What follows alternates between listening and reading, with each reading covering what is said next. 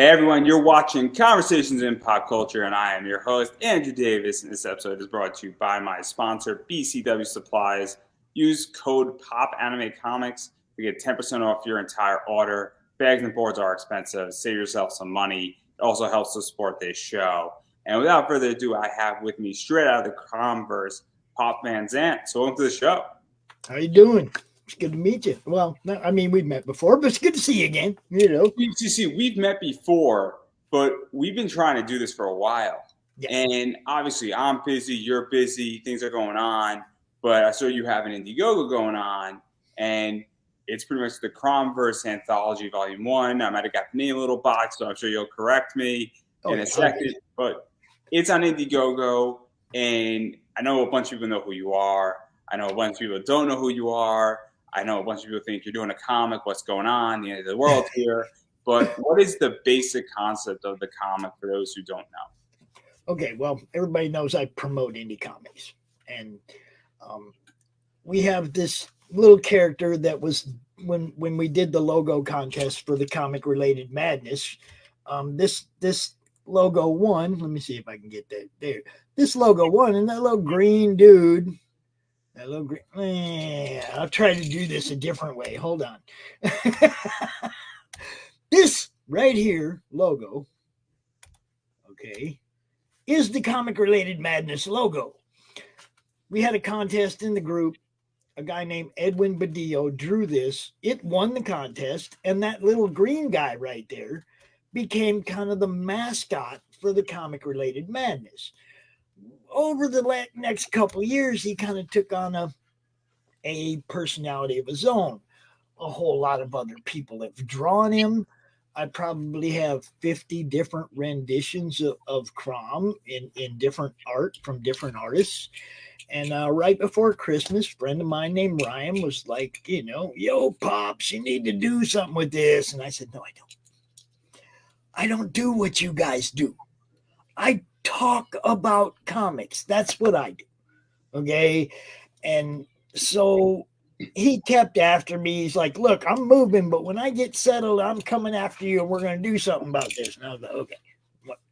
So sure enough, he gets settled, moved, and he's like, hey, what are we going to do? And I was like, I don't know. What are we going to do? I said, all right, I'll tell you what, we'll do an anthology.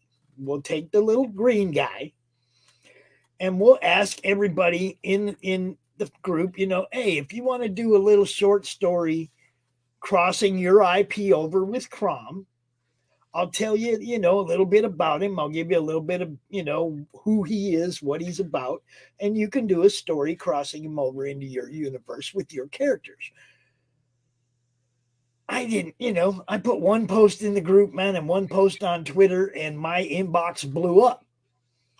A lot of people wanted to be part of this, to the point where, I was getting additional stuff. Jim O'Reilly jumped up right away wanting to do a early bird sign-up print, which he did as Steranko Cromage of Crom holding up his name, the Steranko art, right? From the Hulk cover, and it's Crom, all beefy like Hulk, and it's cool. And everybody who signed up early and backed the campaign gets that print.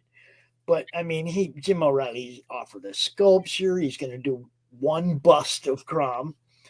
We're going to talk about it, I promise. Yeah, there's just people just jumped up and were like, hey, I want to help. I want to do this. I want to, So I was kind of stuck then, and I had to do it.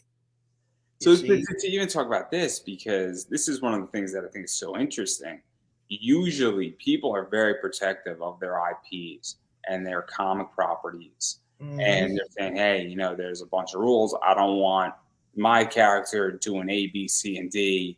And obviously people want it to be part of this. They want it to be part of your project. They find what you're doing to be interesting because it's Crom invading almost a lot of these people's IPs. And so what was that like, even that concept? Because that concept, I think, is a foreign concept and requires a lot of trust between you and your creators and the people you're working with. Well, for me, mainly is like Crumb is a really easy character to describe. He's an internet troll. He was born on Edwin's tablet. Okay. So he can basically manipulate the internet, which means your files aren't safe. Which means if he wants to shut down your stream, he will shut down your stream, etc., etc., etc. Right? Okay, so he's a little mischievous. He's a little troll. He likes to mess with people and mess with their creations and whatnot. And that's the crossover point. You see what I'm saying? It's like they get to bring Crom into their universe. I'm not asking them to change anything or do anything with their characters. They get to write this all themselves. They're using my character. You see what I'm saying?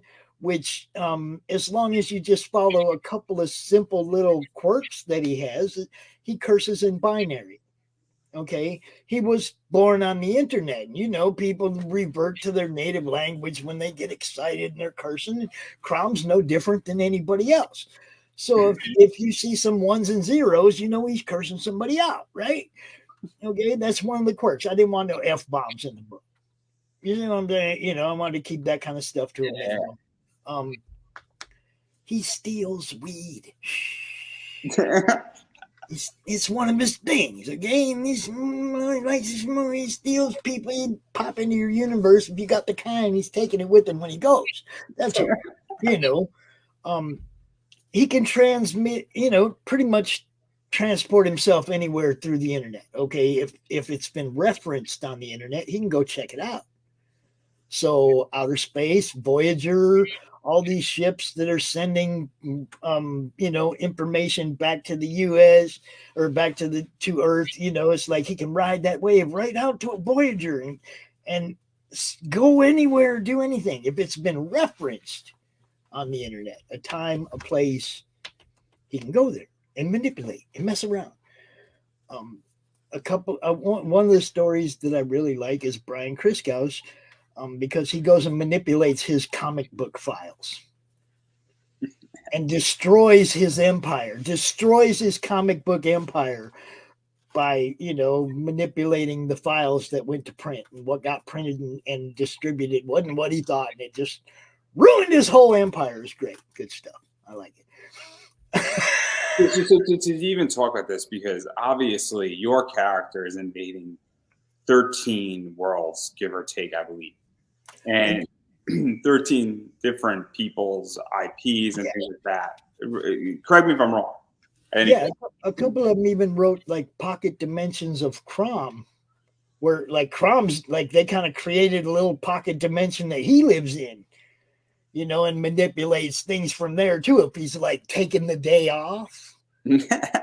See, I mean, these guys have really done some good stuff with this. And man, the scripts were amazing. A couple of scripts I didn't even want to see. You know Glenn Fleming, right? I don't think I do. Comics Unlimited, Hatch. He does a show with Ted Davies. Comics Unlimited. I know who Ted is. Okay. But the name's not ringing a bell. But it's not important in this. I don't know everything, guys. I think I do, but I don't. As much as I would like to think that I do, and many people like to also think I know everything, I don't know everybody and everything. But continue. He's done a comic book strip called Hatch for decades. Okay, he lives in England, but he's done a comic strip called Hatch for decades, and Hatch lives on an asteroid all by himself, no interaction with anybody. Glenn wanted to be part of this, and after 30-something years of doing this character, he's somehow going to interact with Crom, interact his IP with Crom. And I was like, Glenn, I don't even want to see the script. I don't want to see the art. You send that straight to the campaign manager. I want to see that when I open the book. I'm still a fan, you guys. You got to understand. I don't want to see every piece of art and everything that goes into this. That's why I had to have somebody else run the campaign. And that was one of the stipulations. Somebody else had to do this. And we had to have RJ at Critical Blast handle the fulfillment. So let's talk about that and being a fan and going from being a fan to being, I guess, a comic writer and running a comic project. A creative consultant. I'm not writing anything. Okay, okay. Creative consultant. We could go with that. We could go with that. But even going to the point and where I'm trying to go, going from sort of commentating on comics and introducing people and having these conversations, because obviously that's taking a step into the business, to now going a step further, I think is a fair way to put it, right? Where you're now producing something, your character is part of producing something. And so, what is that like for you? Because at some point, whether it's this year or early next year, I'm going to be taking that step too. And so, it's a very interesting thing where, because I think most people, and correct me or feel free to disagree, but I feel a lot of creators have said, I want to create a comic, and then they create the podcast second, and they do the commentary second. While I think you've done the commentary first, like me. And so, what is that like for you to enter this stage? Because you're now catching a second buck versus from commentating, and it's very cool, and it's something that I'm looking forward to doing. I kind of got dragged in kicking and screaming though. Yeah. I mean, I had I had stipulations. I wasn't going to do this. I wasn't running this campaign. I don't know enough about what those guys do. Okay. I'm not a writer. I'm not the art talent. I'm not a letterer or editor. I can be a good proofreader. Okay, I can do that. But I mean, this to me it was all foreign. It was like they were come. Ryan was like, "Dude, we got to do something with Crom." And I never that's it never entered my mind, Andrew. That was not what I was trying to do here. Okay, um, I promote what you guys do, or what those guys do. Okay, um, had no intention when we named Crom, he was the mascot of the madness. He was not a comic book character in training.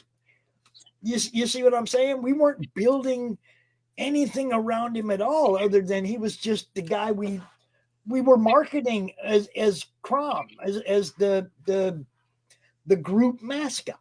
That was, um, these guys brought life to him. These guys are giving him. These guys are making him into a character. I'm not. It wouldn't be happening if all these guys didn't jump in. 15 different people are writing stories or contributing art as of today. This number grows. Okay, I had somebody hit me up last night. Hey, or this morning. Hey, man, how much time do we got to get a story in? I'm like, you know what I mean? They're still coming at me. So what is that like? Because it must be very rewarding that people are like, "Hey, I like your character. I like you as a person. I like the people who are on this project." And that this is sort of a happy accident that wasn't supposed to happen. People say, "Look, I want to be part of this," and for whatever reason, they could say, "Hey, this is just a fun story. This is a cool idea. Why wouldn't I want to have a canon or not canon position in my IP to some degree?" Because everybody obviously with Crom is going to have a different reaction. It could just be a side sort of DC Black Label, or for somebody maybe it could be a massive component to their IP and evolve their character and then reference it somewhere 6 issues later. And so, what is that like for you? Because it is a very cool position to be in. And then the fact that it's growing and that people are like, I got a week to get this in. I could get it done in 5 days, Yeah, see, that's what I told. I was like, man, it was like deadline is the 20th, but if you can get, he was like, I just want to do 4 pages real quick. You can get 4 pages in for me by the 20th, you're in, just like that. I don't even, like I said, this is for me, it's a promotional, another way to promote what all these guys do. Now I get to talk about all these people at one time when just talking about one book instead of having to talk about 30 different freaking books. You know what I mean? So to even go further into this, because, and I think it lends itself to my question a little bit as well.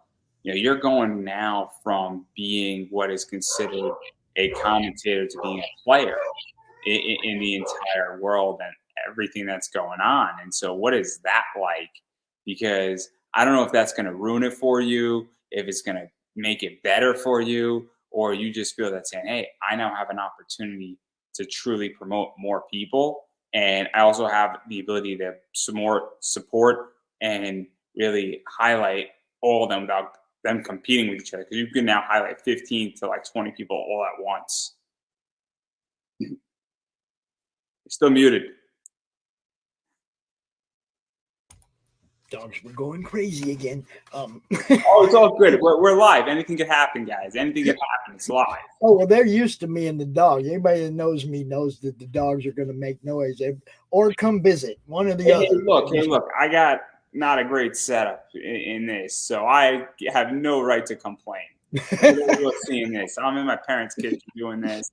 No microphone. I'm bootstrapping it, so I got no right to complain or criticize any background noise. It's something everybody's come to know and enjoy. They can probably tell the voices apart, which dog's making which noise by now. They've heard it so much. I just went 700 and something programs on my channel. I mean, you don't realize how fast they add up. I've been doing the Crom and stuff on my own YouTube channel for a little over a year. 14, 16 months, something like that. And you don't realize it until you go look one day and you're like, holy crap, I got over 700 videos on this channel, and it's like, it's only been a couple years, not even a couple years, and I got all this content, and it's crazy. I've had so many good times, met so many cool people. Like Mike Barron. Okay, Mike Barron was the first person in this whole mess to ever go, here's my phone number, Pops, call me. And I was like, okay, because nobody's that personable and gives out their phone number anymore. Everybody communicates online, right? Mike Barron is a unique individual. I love Mike Barron.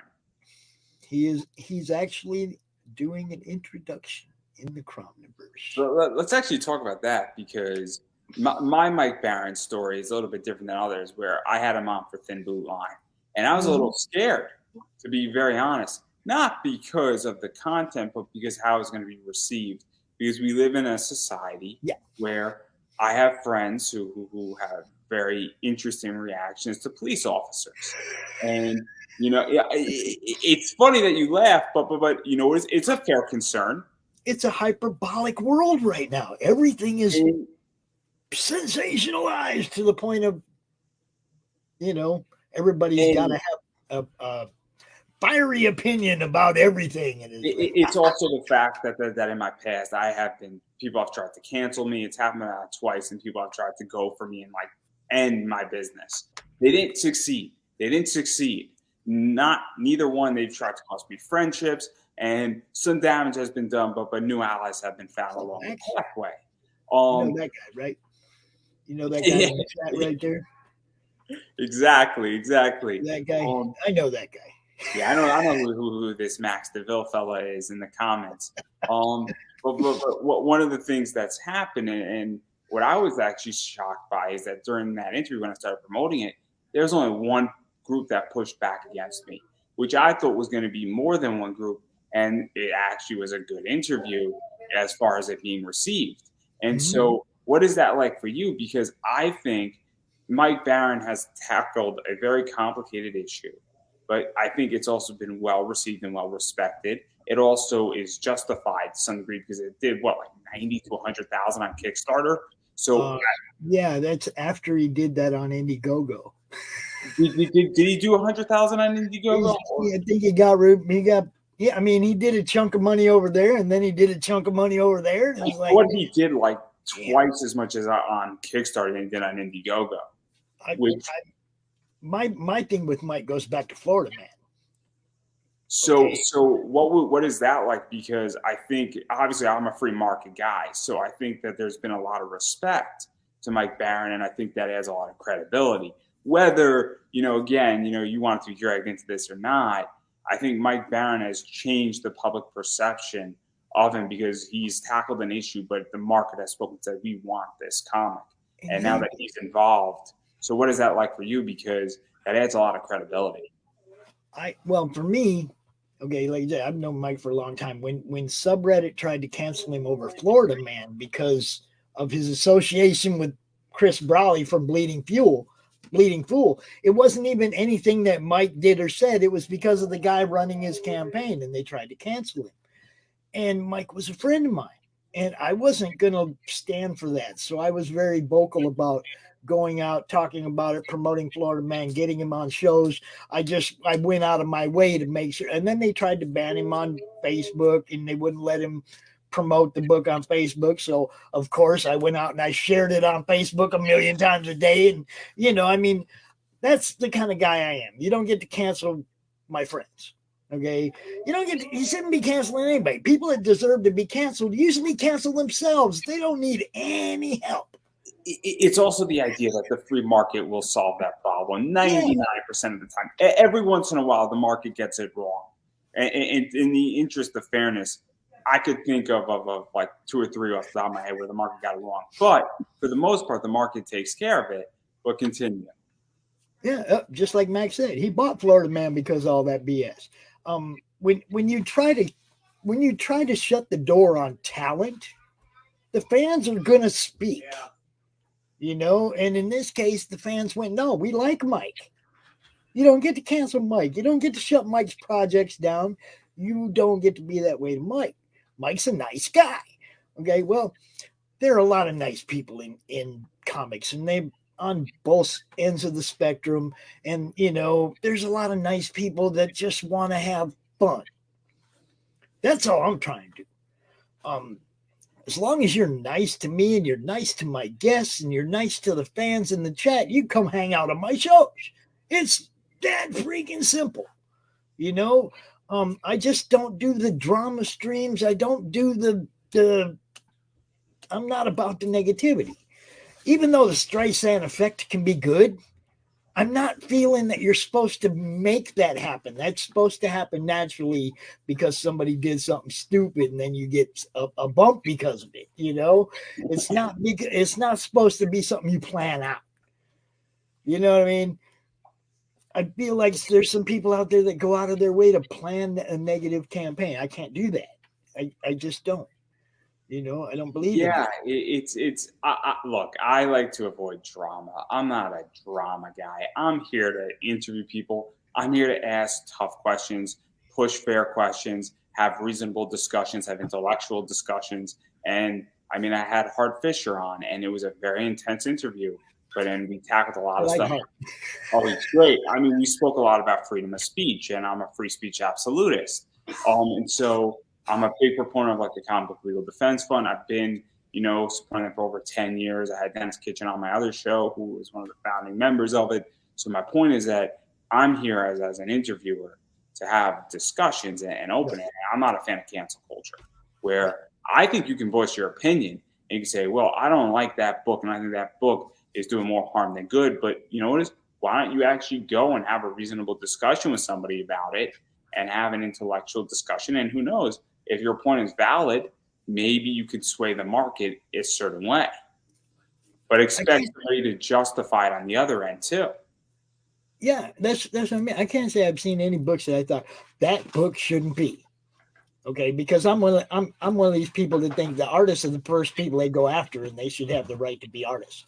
Okay, I mean, yeah, there's some crappy stuff out there, but I'm not the comic police or the art police, or I'm not the moral compass of the comic world. They have one. His name's Mark Polton. He's a really nice guy. I'm trying to have a good time. That's all. I'm trying to have fun. I really enjoy doing this. Like you said, interviewing people, doing my monthly Crom con. Dude, I come out here and I sit in this chair for 3 days, man. I'm out here all day talking to one person after another, doing panels, doing open draw streams, all kind, we have a good time all weekend. That's all I'm trying to do. This project was just another way I get to promote a whole bunch of people. And they're doing some amazing stuff.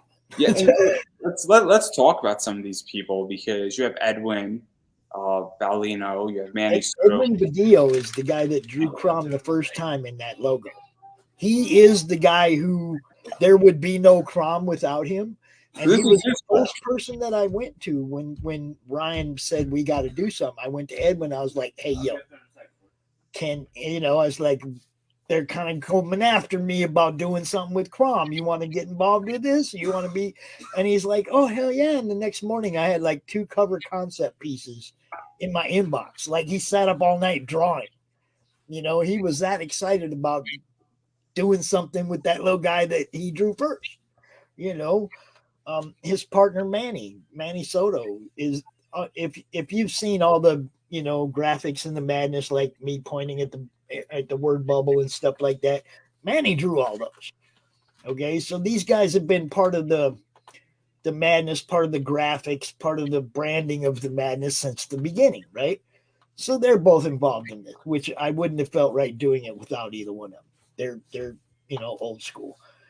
And then you just got so many cool people, man. Just to drop some names, you got Anthony Romano in there. You got Lemire, Glenn Fleming, Eric Hodson, the dreaded dinosaur man, Paul Gomez, who's coming up. Bushy Boo Circus and Cryptic Haze. That's Paul Gomez. Hex Allen, Nephilim Squadron. Allison McGloon, the Alley Cat. She hangs out with Peter Palmiotti. She's doing a story. Tank Ferret Art. Tank Ferret's doing a story. Specs Thompson is doing a story. This thing is just, come on. So I mean, there's a lot of people, and there's some fantastic people, and even just to talk a little bit about that, because one of the things, and I'm actually very curious. I mean, we could go through the names and a bunch of names you just mentioned.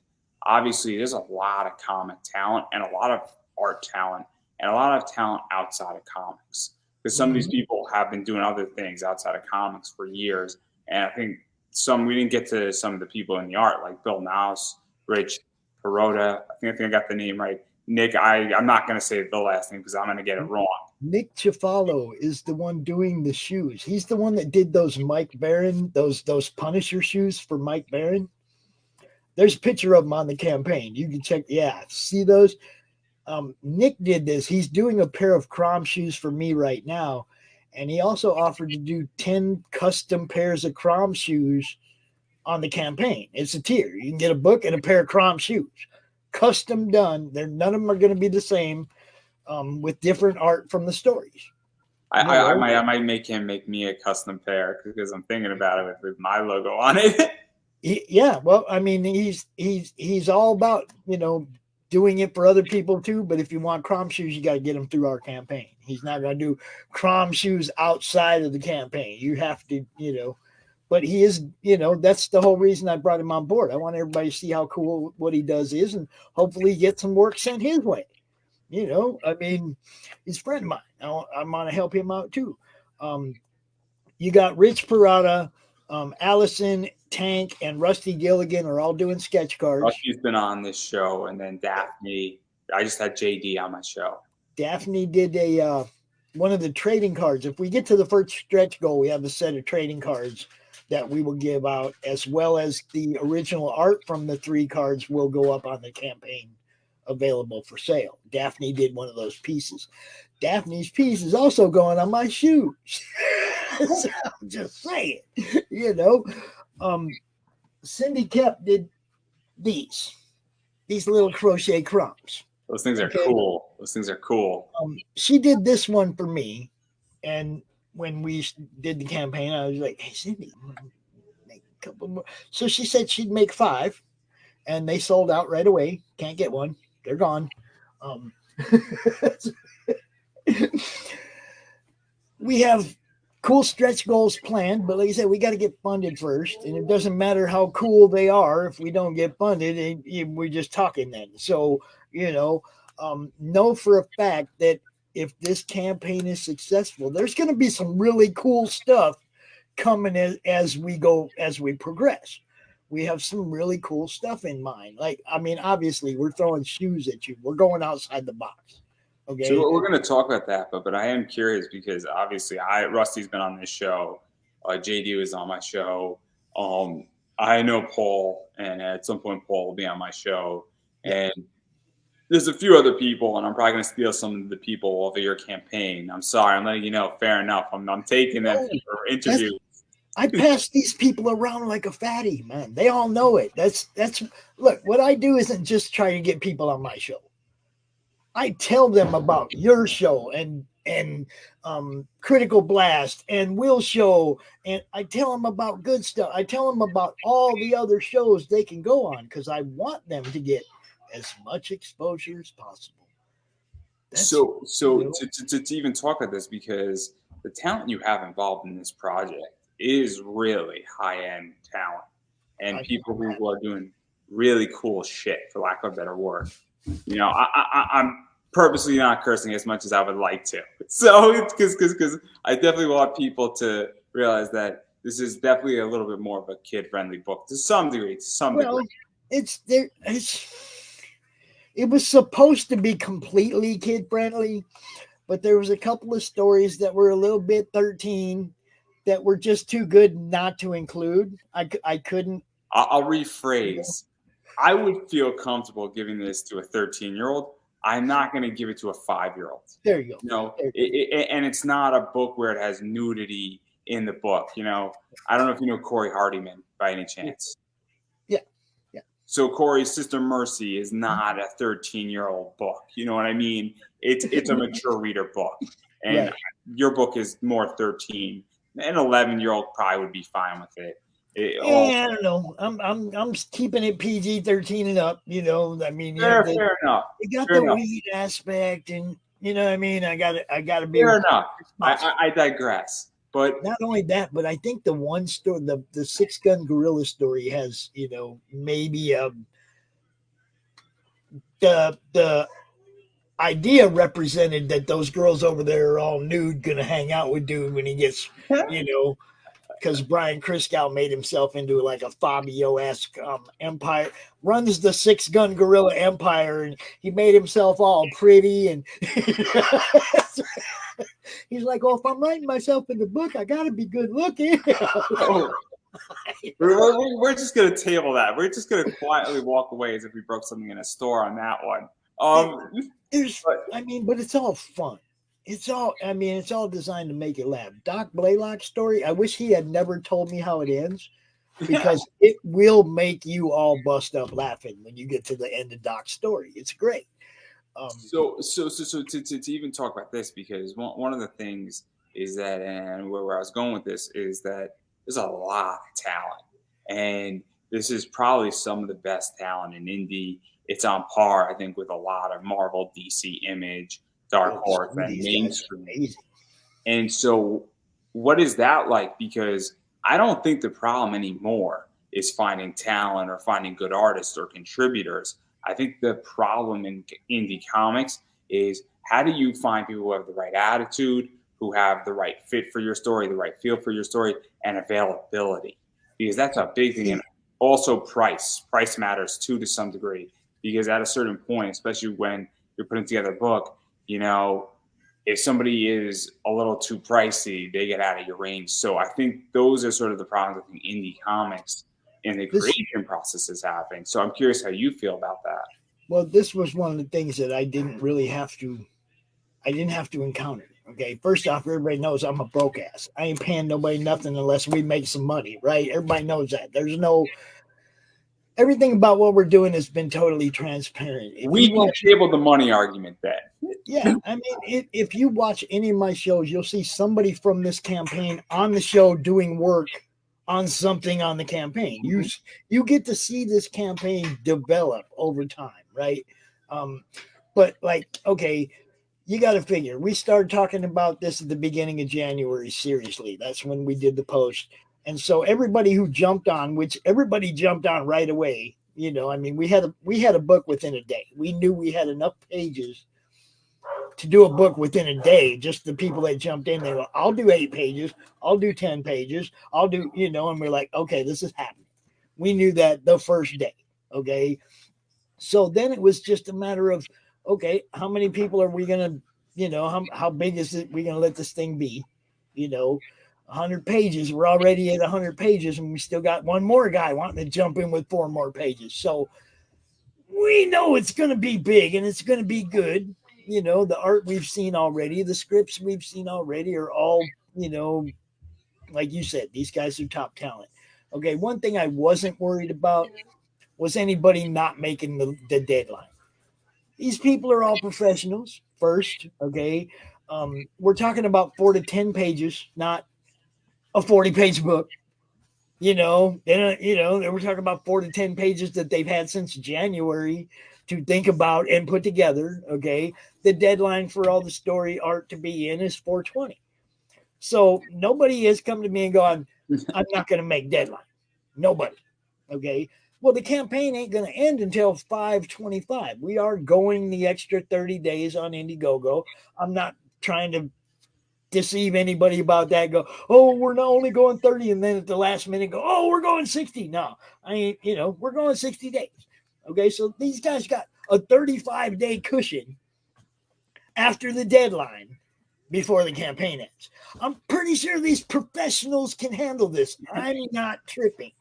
You know what I mean? Pretty sure these guys can handle this. I'm not too worried about it, right? Having stuff up on the page for people to look at seemed to be a huge issue. So we're working on getting at least a synopsis and some art from each story up on the page. I think we have 7 of them up there now, where you can see interior art from 7 of the stories and a synopsis of each of those. The covers, 3 of the 4 covers are done. One of them will be hand painted over the next couple of weeks, and we'll be watching that develop live. Again, because I do so many live shows, you guys get to see the progress. There's no waiting for updates crap. It's like tune into my show. You'll find out what's happening every day. You'll know. So even to talk about that, because that's kind of a real advantage, I feel. And obviously, I ran a Kickstarter, and it was helpful that I was doing a lot of live interviews, because it was just reminding everybody that, hey, my Kickstarter is going up, support it.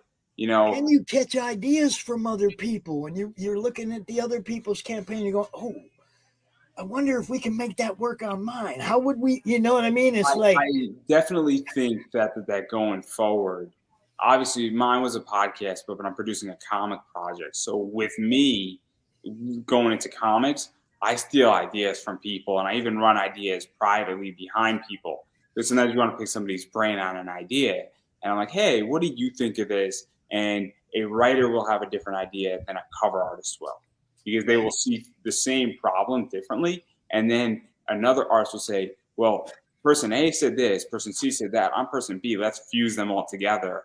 And it gets very interesting. So I picked up a lot of ideas from people, but what is that like for you? Because it's a built-in marketing arm for this, especially when you see somebody working on a page, or they're talking to you and they're drawing, and like, oh, I just drew Crom in this thing, or they're coloring or something like that. So he says, okay, this project's moving along and it's inspiring. And whether somebody backed it or didn't back it at the moment, they're now saying, oh, I see this project developing and I see momentum. So it's kind of a cool experience, because it's now just not the Indiegogo anymore. It's the journey to the Indiegogo, if that makes any sense. Not to make it like we're going to the journey of the center of the earth, everybody jump in. Not to make it like that, but sort of like that. It's kind of like an episode of Sons of Anarchy. I mean, I got to January and everything went boom, left turn. What am I doing now? Okay. Look, I'm a fan. I like to talk to these guys. I like to talk about comics. I like to get their campaigns seen so that other people back their books. I want everybody to be successful. It's that simple. Now I got all these people working on the campaign that I'm the face of, and I'm not the talent. I'm not the campaign manager. You're the GM, man. You're the owner of the team here. I'm just, I mean, everybody else is doing the work. Okay. My job is to make sure you all see it as soon as I got something to show you. And I will keep doing that throughout this campaign. Let me ask you a question, and I'm very curious about this, because, and I'll actually preface my question with my thoughts. So I think sometimes most important person in a Kickstarter is not the talent, but the marketing arm. Where I think you could have a Kickstarter where you have a writer and an artist, and then each person, then you have the third person, everybody owns a third of it, and that's the marketer. Because I think that just as much as the actual book, if nobody sees your book, who cares if it's the greatest thing on the planet? I tell people that all the time, man. And so this is where I get agitated as a podcast host, is that I'm like, could you share the episode in your newsletter? Because if nobody sees us having a legitimate conversation and diving into your book piece by piece by piece, where like you need to share it too out there. And so I find what you're doing is that you're the marketing arm, where you might be even more important than the talent per se. And this isn't a knock at the talent, but you're getting eyes on the product. And that's a big deal. The whole thing is that COVID made it so that everybody had to learn to promote. Everybody had to learn to be able to promote themselves. They used to be, before COVID, they just go sit at the table. All the stuff around them sold who they were. You walk by a table and all this cool ass art. Now I'm looking to see who this guy is. I'm getting his business card. I might be buying something. But at the con, it's a visual sale. Okay. Once the cons were gone, there was no visual sale for these guys. Okay. We became the visual sale. And for me, it was encouraging people to come out on the show. Okay. Now, at first, the first couple shows, nobody knew who I was. They weren't huge draws or, nobody made a bunch of money, but it slowly grows and grows and grows. And it grows on that platform, not anything else other than, if you come watch one of my shows, you're going to see some new stuff or, what's going on now, what's live on Kickstarter, what's live on Indiegogo. You're going to see it. That's what my platform does.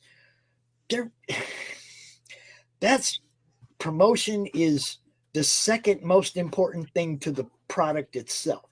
I mean, if there's no book, you got nothing to promote. Okay. But once you know this is what you're going to do, make this book, you got to interest people. Okay. If you've never seen a Brian Polito promotional video for one of his Lady Death campaigns, go watch it and educate yourself. That's how you do it. I'll throw you another person's promotional video, Sam Quinnen's promotional video. I love Sam. 47 Furious Tales, brilliant. We have promoted Sam since the day I met Sam. 47 Furious Tales 1. A friend of mine, Raj, had him send a couple copies of number 1 to me when it first came out.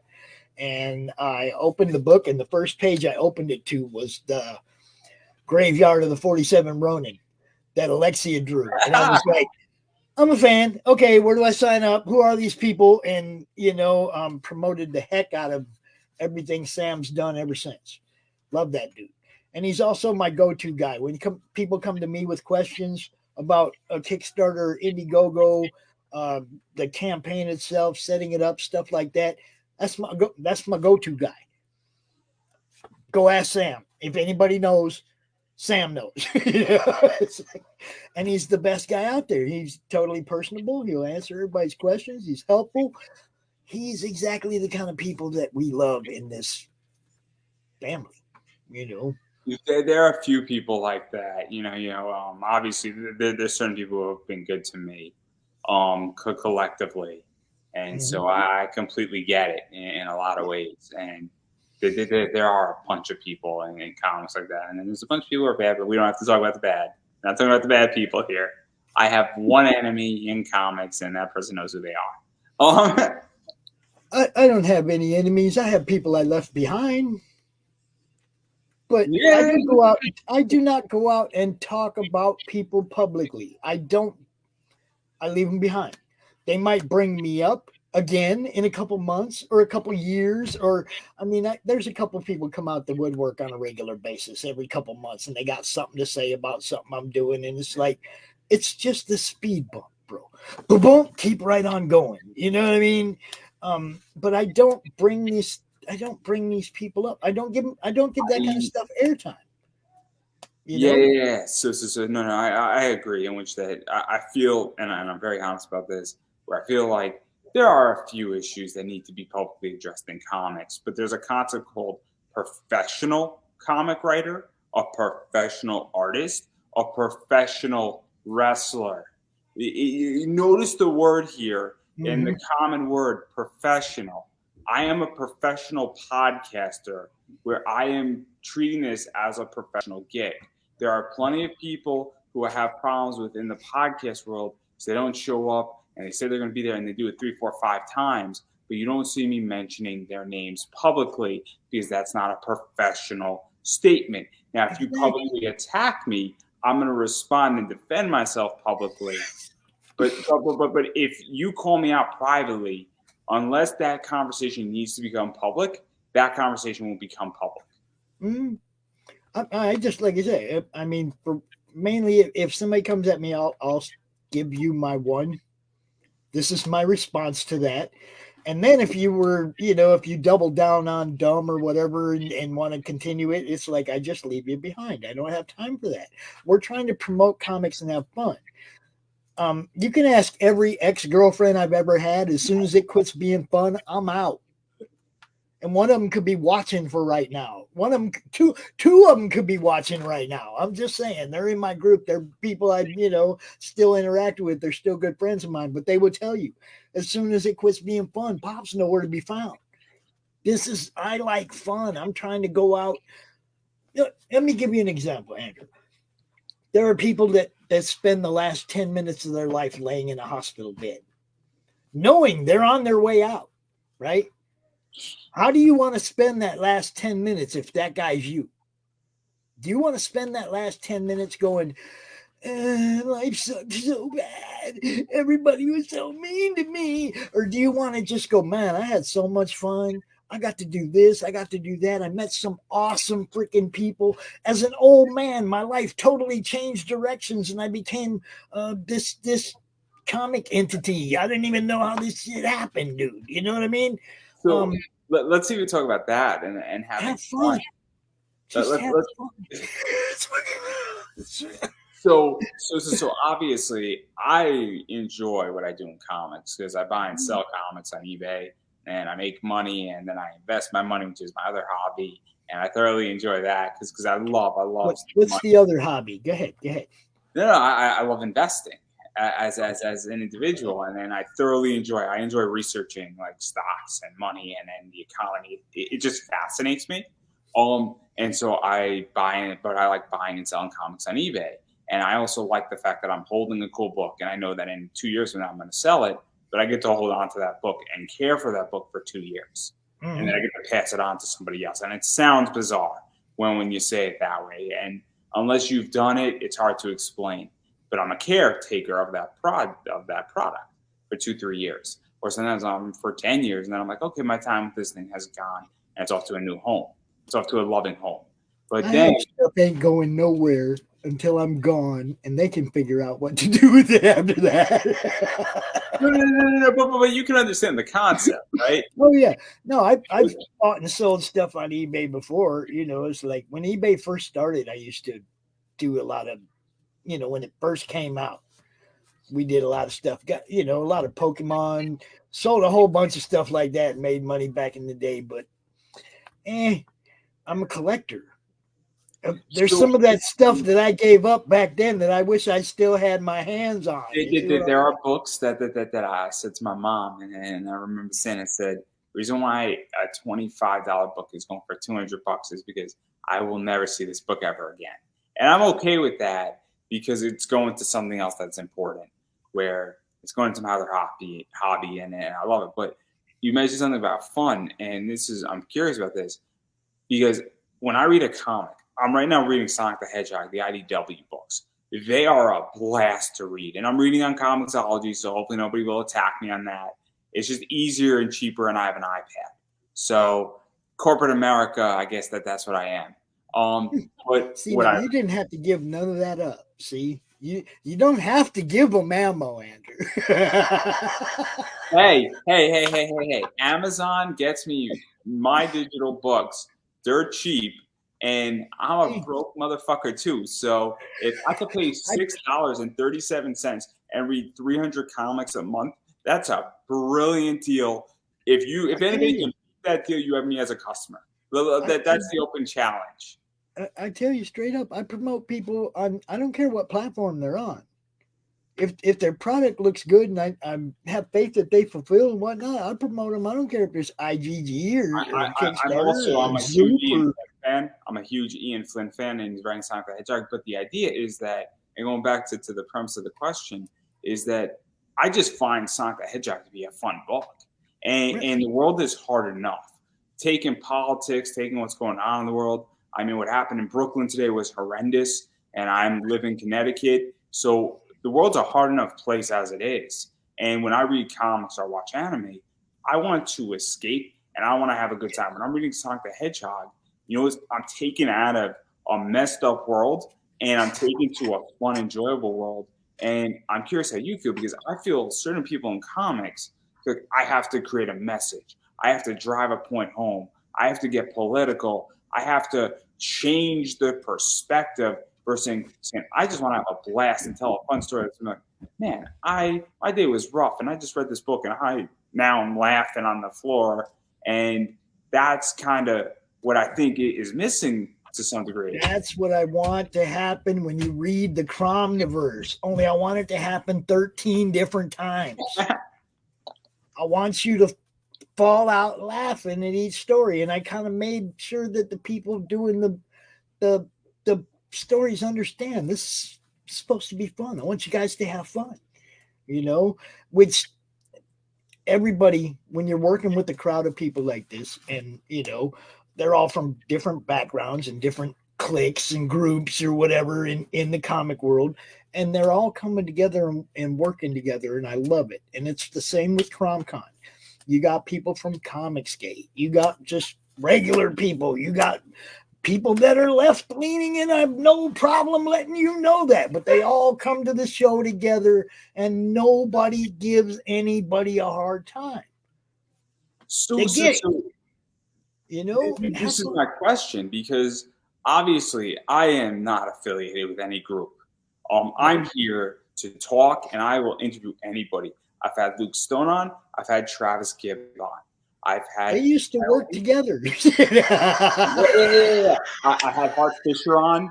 I have a bunch of other people on, and the whole thing. And then I have a bunch of wrestlers on. And my whole thing is that I'm at the stage where, look, I don't have a problem with people in Comicsgate, and I don't have people who are on the other side of the aisle either. I have a problem with people who I feel are disrespectful to me, or maybe have an attitude and don't exactly treat me the right way, and view being on my show when they ask to be on as a chore.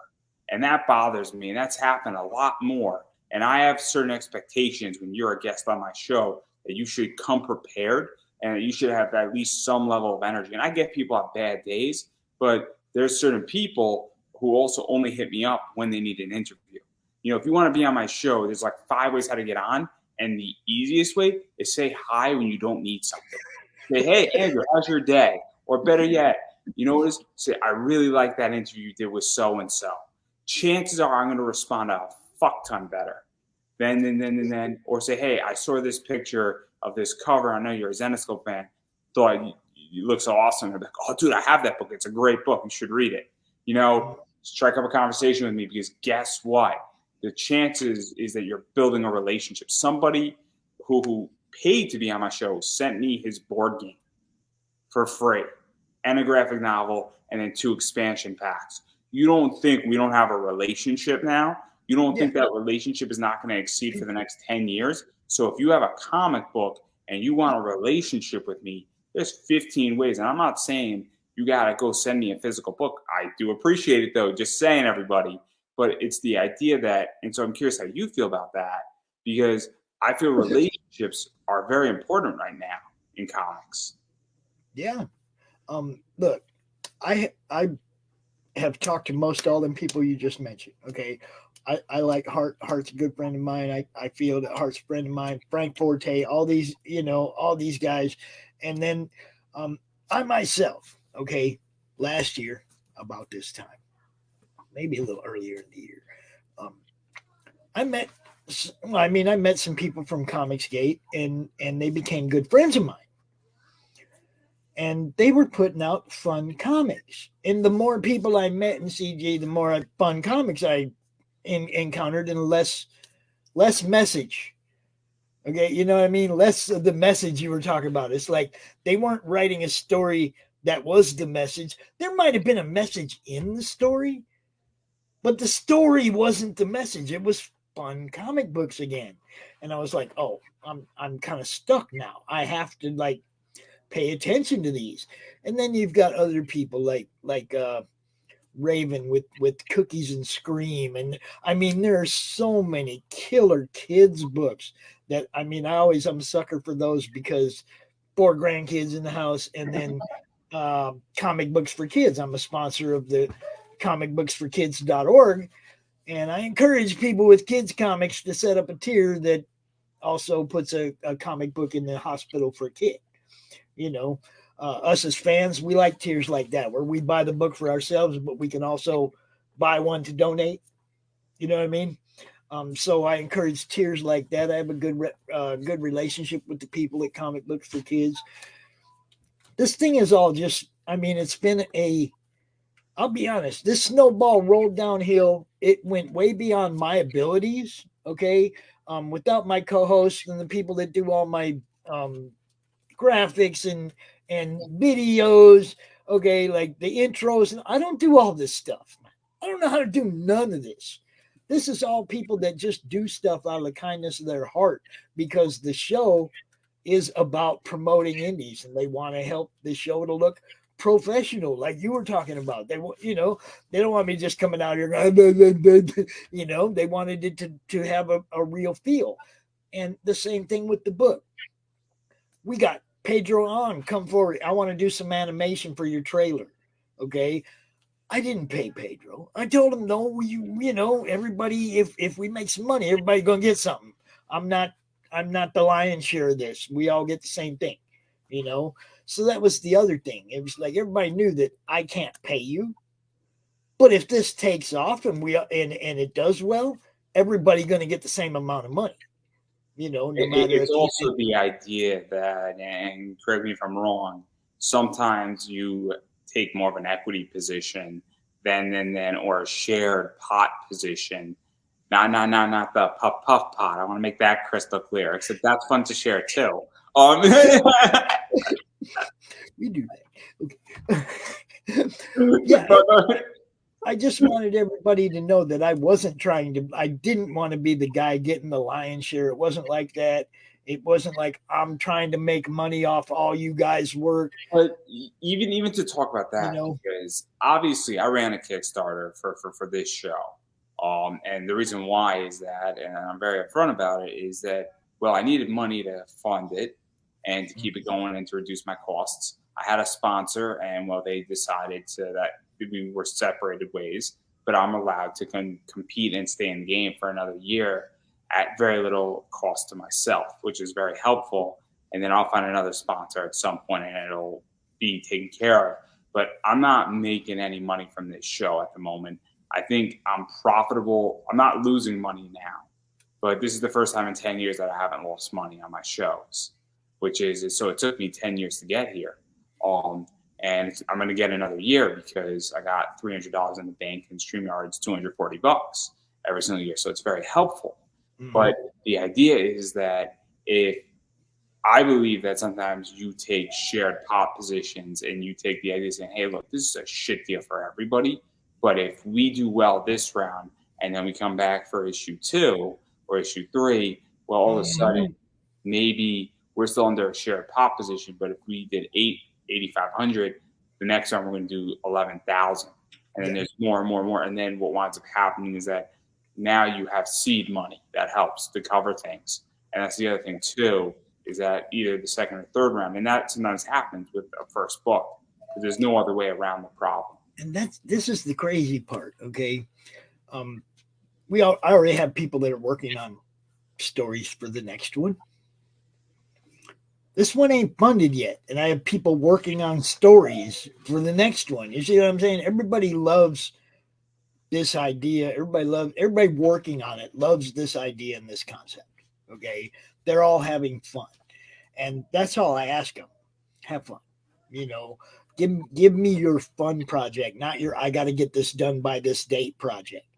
Have fun. That's why we've had such a wide, we started talking about this a long time ago. We're just now getting close to the deadline.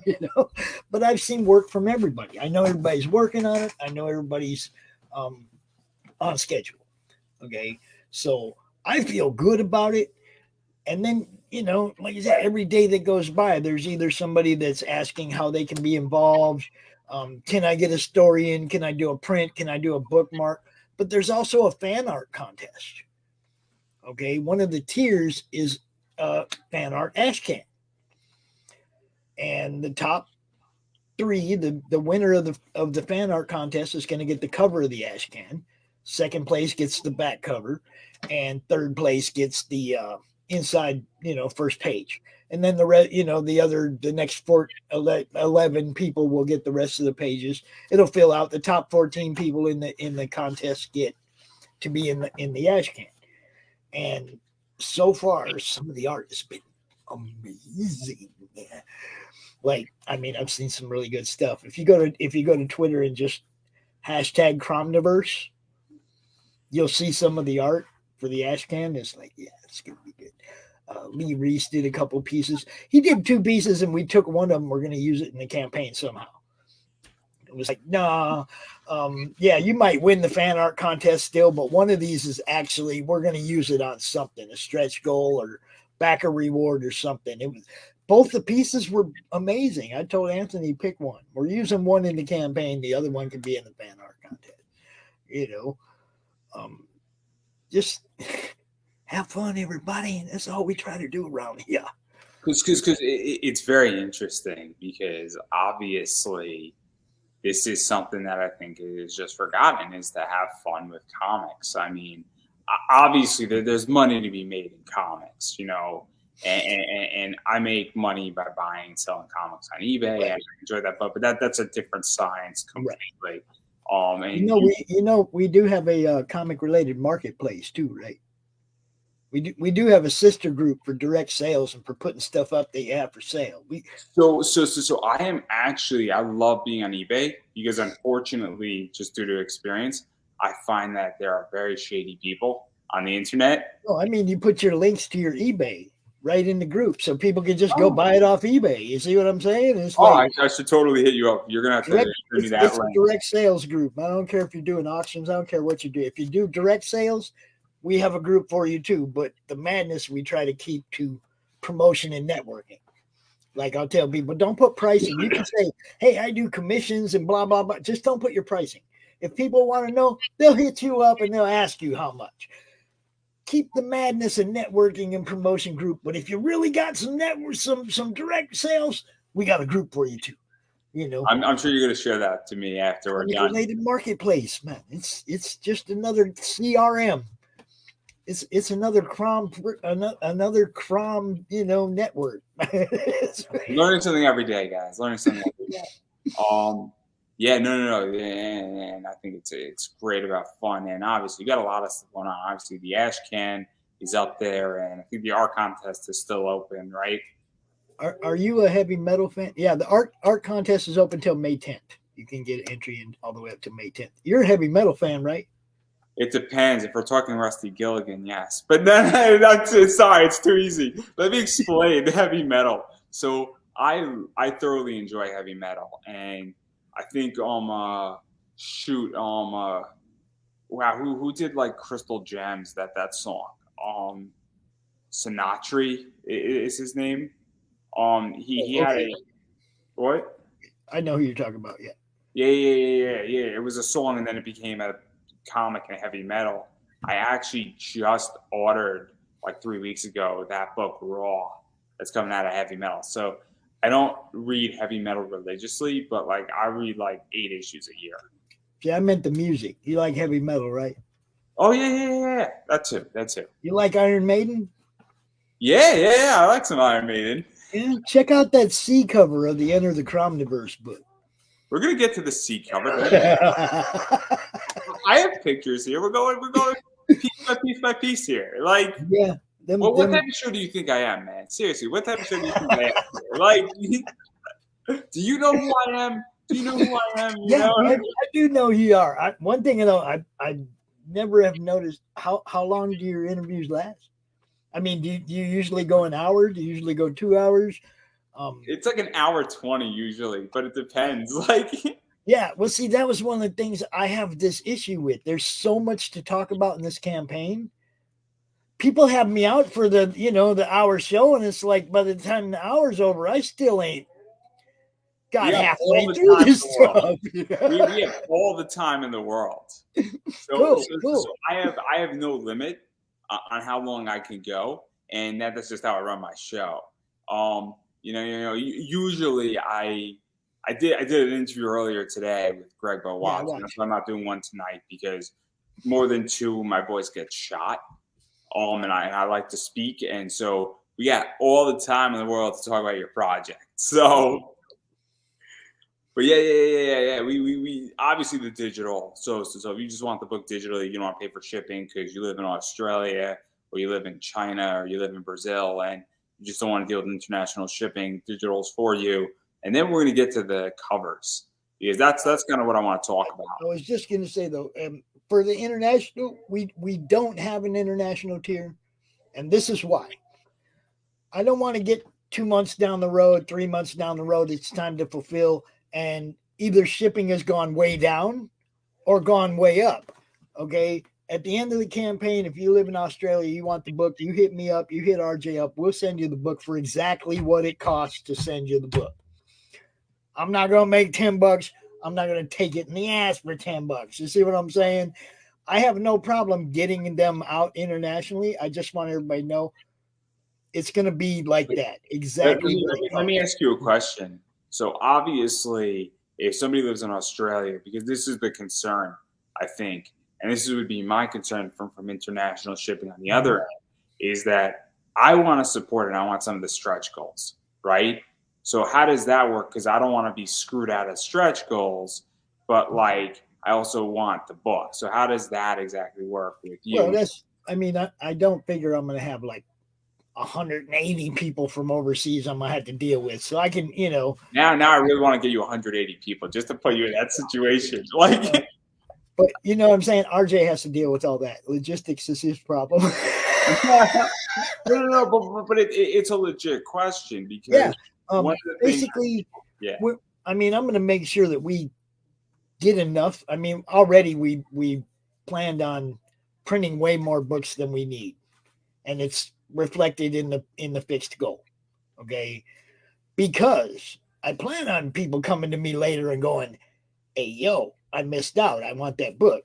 So, I mean, bookmarks, stuff like that, we'll probably make sure that we have enough to accommodate with certain things. Okay. Not everything, because some of it's going to be like a backer reward goal, like the first, when we get to 50 backers, we're going to probably throw something out, a bookmark or something just for those first 50 backers, Then we get to 75 backers, we're going to do something for the first 75 backers. You see what I'm saying? So to me, backer count is way more important than how much money is made. And that's just because to me, word of mouth sells books. If you get it in your hand and you like it, what do? You tell a friend. Maybe you tell 2 friends. If you really like it, you might tell 3. And one of them might buy this book next time. That's my thing.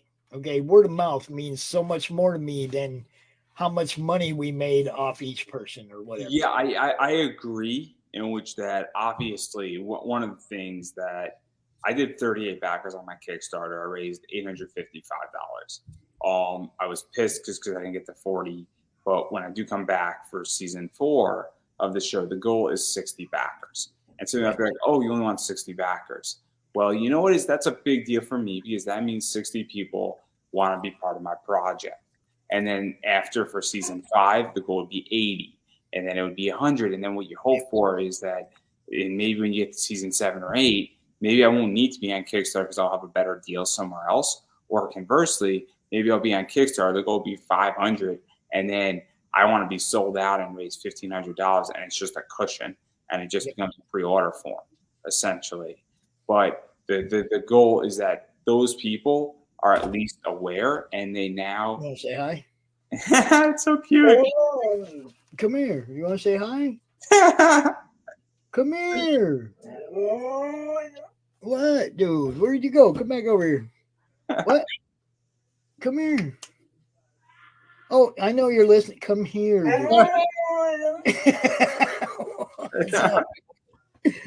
That's Rocky. He's the vocal one of the two. The one that talks the most and the loudest. That's Rocky. I would bring Hope out, my dog, but she'll bark, and then it'll create like an international incident. Oh yeah. And See, he's always listening too. Always. But I definitely think that backer count is way more important than funding, because obviously I want as many people to support my show financially, as well as just, if you back it, I now can send you an update. I can now send you, I don't know how Indiegogo works exactly, but Kickstarter works, where you can send an update, and then I say, hey, I just dropped this amazing interview with so-and-so. Or I do link swaps with people.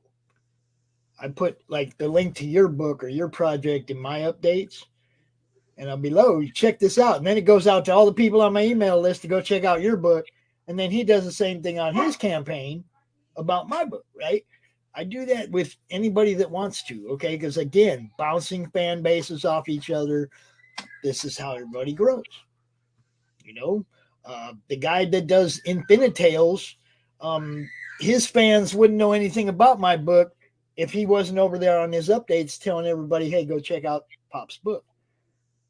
You know, and vice versa. And if you do it with enough people, the circle, you know, the possibilities are endless. How big you can be. You just got to put in the work. So to even talk about that, because one of the things that's fascinating, and I'm curious your opinion on this as well, is that obviously I don't back every person I interview. You know, I wish I could. I'm also very selective. I also, people say, oh, you give me $1, I'll give you $1. And that's fine and dandy. So like, I'll give an example. If you have friends who sort of do that, like I know a bunch of people that I'll throw them a buck, they'll throw me $1. It's just one of those things, but it really doesn't help, in my opinion, because I'm not a fan of the dollar. Okay, I think if somebody throws $5 at you or whatever, then you should give them something in return. You know what I mean? So that's when you start talking about the digital. Okay. I make it available. I'd rather you bought a copy of the digital, and then if you like it, you might come back and hit me up wanting one of them books. You see what I'm saying? But I'd rather you actually got a copy of. I'd rather you actually read some of this than just throw money at it. So for me, my entire thing was, it was a $6 postcard, which probably was a little too expensive. It should have been more like $5, because my podcast was completely digital. So, you know, a guaranteed guest spot. And the only reason why I was a guaranteed guest spot is because I do a lot of interviews. And unfortunately, in season 2 is a good example. I did 172, and I just don't have the stomach to get everybody in. And you know, as I have access to certain people, just like you have access to certain people. And well, you know, why the fuck not when I want to do that? And then I also have live reads. And so that's something that I'm smart about. Where that's the other thing too. And so I had a cheap physical goal, essentially, because somebody could support this project for $6, and well, you know, you're helping making something happen.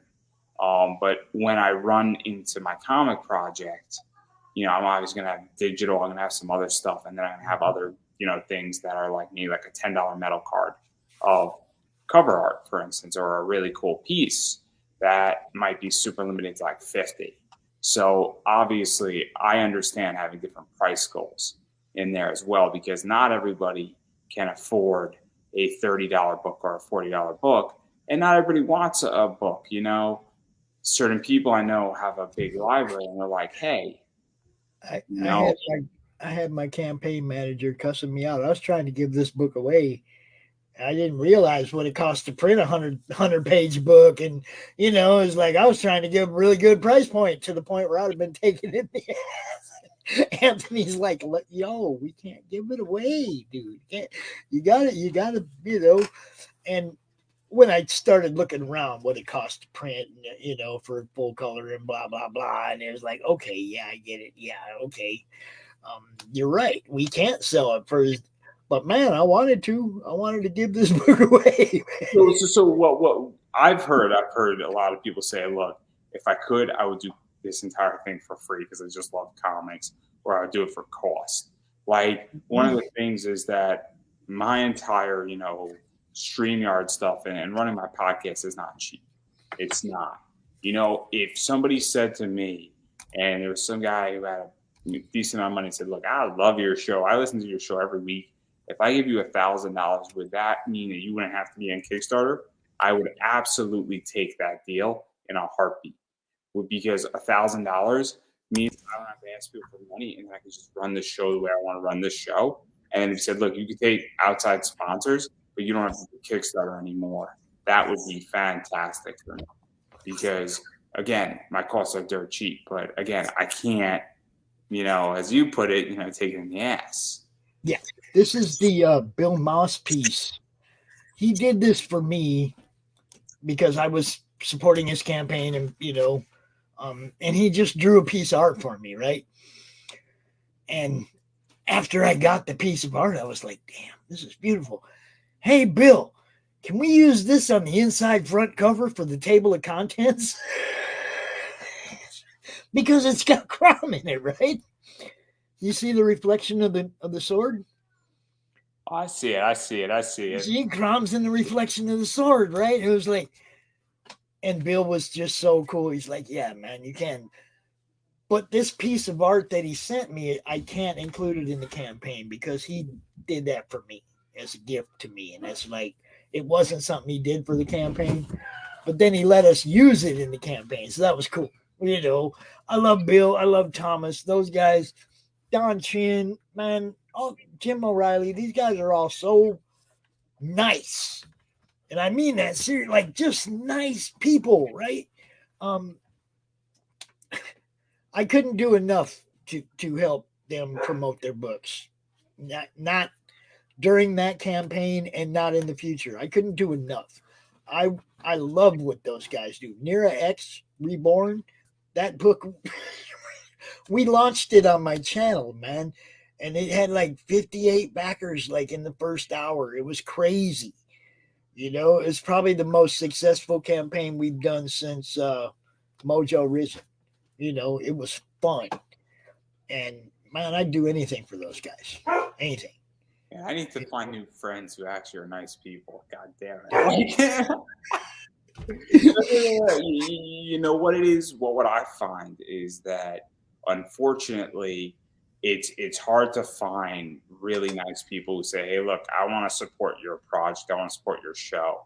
And it's weird where I think, and this is just my opinion, where I think people take media for granted. I really do, Oh and yeah. I think it's a real problem. Where I mean, I think I had one of my best interviews out of the entire year. You know, earlier today. And I don't think people understand how much work goes into it. I mean, I can tell you what I was doing last night, that I was cutting up a Steph Wilson interview and micro contenting it. And that took like 3 hours to do. And some of it's coming out on YouTube and some of it's going to be out on Instagram.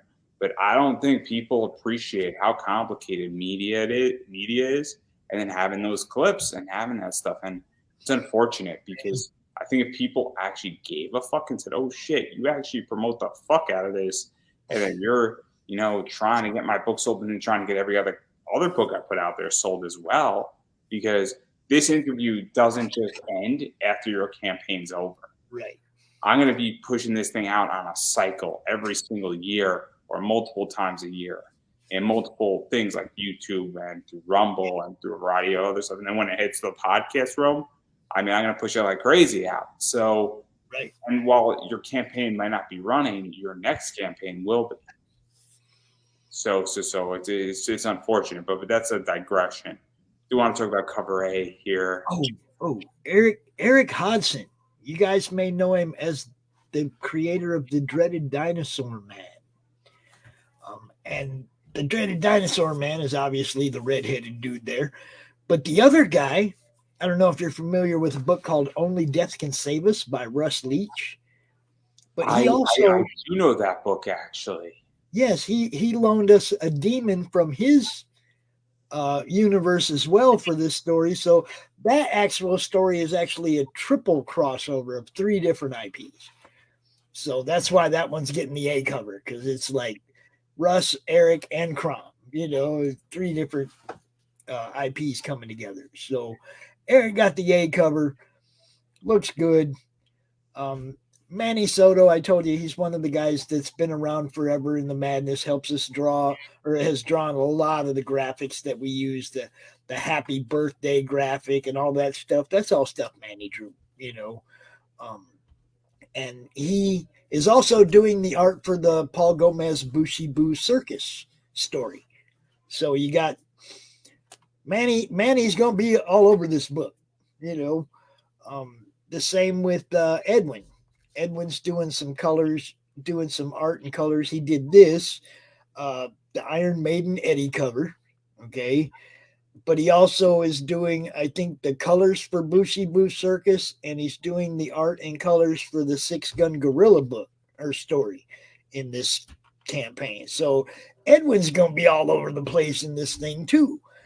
And the 4th cover, this one is a local guy named Daniel Monroe. He has a PBS show called Captain Wallace. He has a kids charity, and I kind of unmothballed one of his IPs called Ye Gods, and kind of got him rolling again. He's actually doing a Ye Gods story of his own, as well as doing a Ye Gods Crom crossover.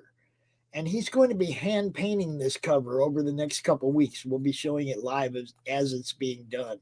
So I'd just go ahead and back this one now, not wait, because I mean, you're going to get to see it. You're going to get to see it come to life right here live as he's painting it. And, he's a great, his story's great. His Ye Gods book it's funny. Okay. It's a funny take on Hercules, Thor, it's humor. Okay. So Crom and there obviously fit right in. He gave me a little synopsis. Crom, what is something about Crom knocking on the door of the universe next, or falls into the universe next door, and epic partying ensues. So, that one I figure might be one of them PG-13 stories. And there's some other stuff that's also in here. There's the wall tapestry. That sort of Yes. Now, Edwin did that art too a long time ago, and we were going to use it for the back of a tarot card set, and probably still will. But it was also the perfect piece of art for the tapestry, and that's an actual tapestry. That's the first one, and it's beautiful. It's hanging on Anthony's wall right now, so you can get those. And you see that little. Oh, there you go, the Jim O'Reilly art. Oh, yeah, right there. Sorry. This is the Steranko Chromage, okay? And for everybody that signed up, all the early signups and backed the book at a physical tier, you'll get a print of this. But the original art is also up on the campaign for sale, and I have both pieces right here. I think, like right here. Where you at? Right. Yeah, somewhere in here. Somewhere in here. I got so much original art right here. Oh. No, none of it. None of that is what I was looking for. These are not the drones you're looking for. There it is. There it is. That's the Crom we're looking for. Pencils and inks. And you get these and a book. Or I don't even know what they put them up there for, because if nobody gets them, I get them. Woohoo! You know. So this is, and then obviously the sneakers, which we sort of spoke about, and then there's also the idea where I think Jim is doing a bust, and I think it's a 101, right? Yes, a 101 bust of Crom. And the shoes were there will be 12 pairs. If 12 pairs are ordered, obviously he'll make up to 12 pairs.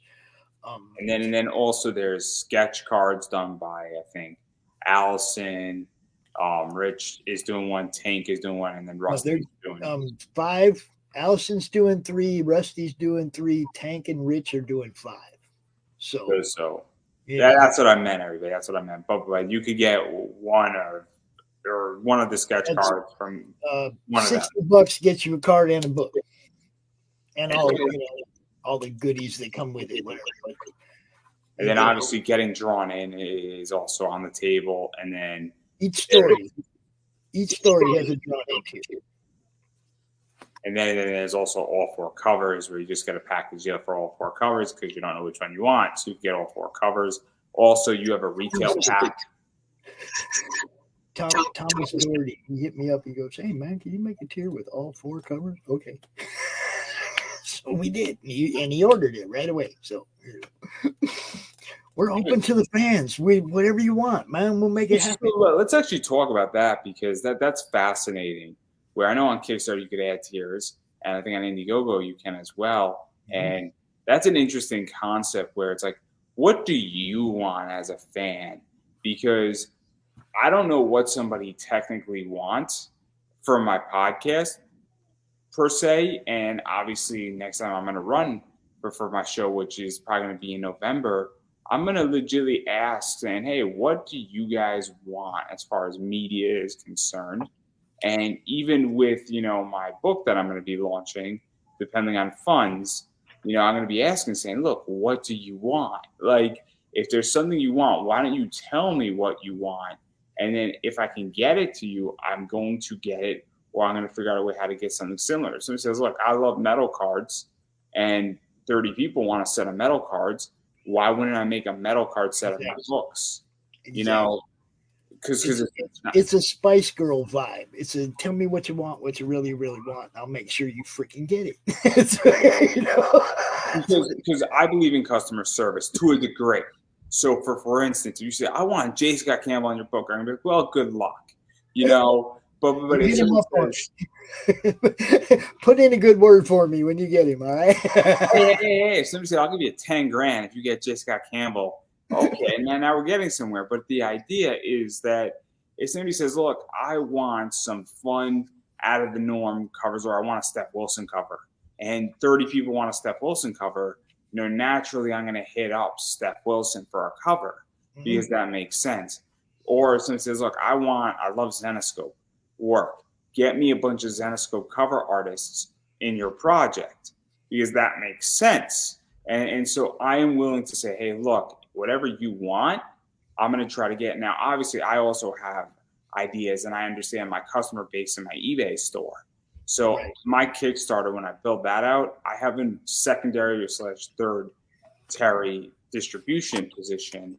And so that's very important for me as well, where there are certain artists that I'm looking at, because I know they're going to connect in my other audience.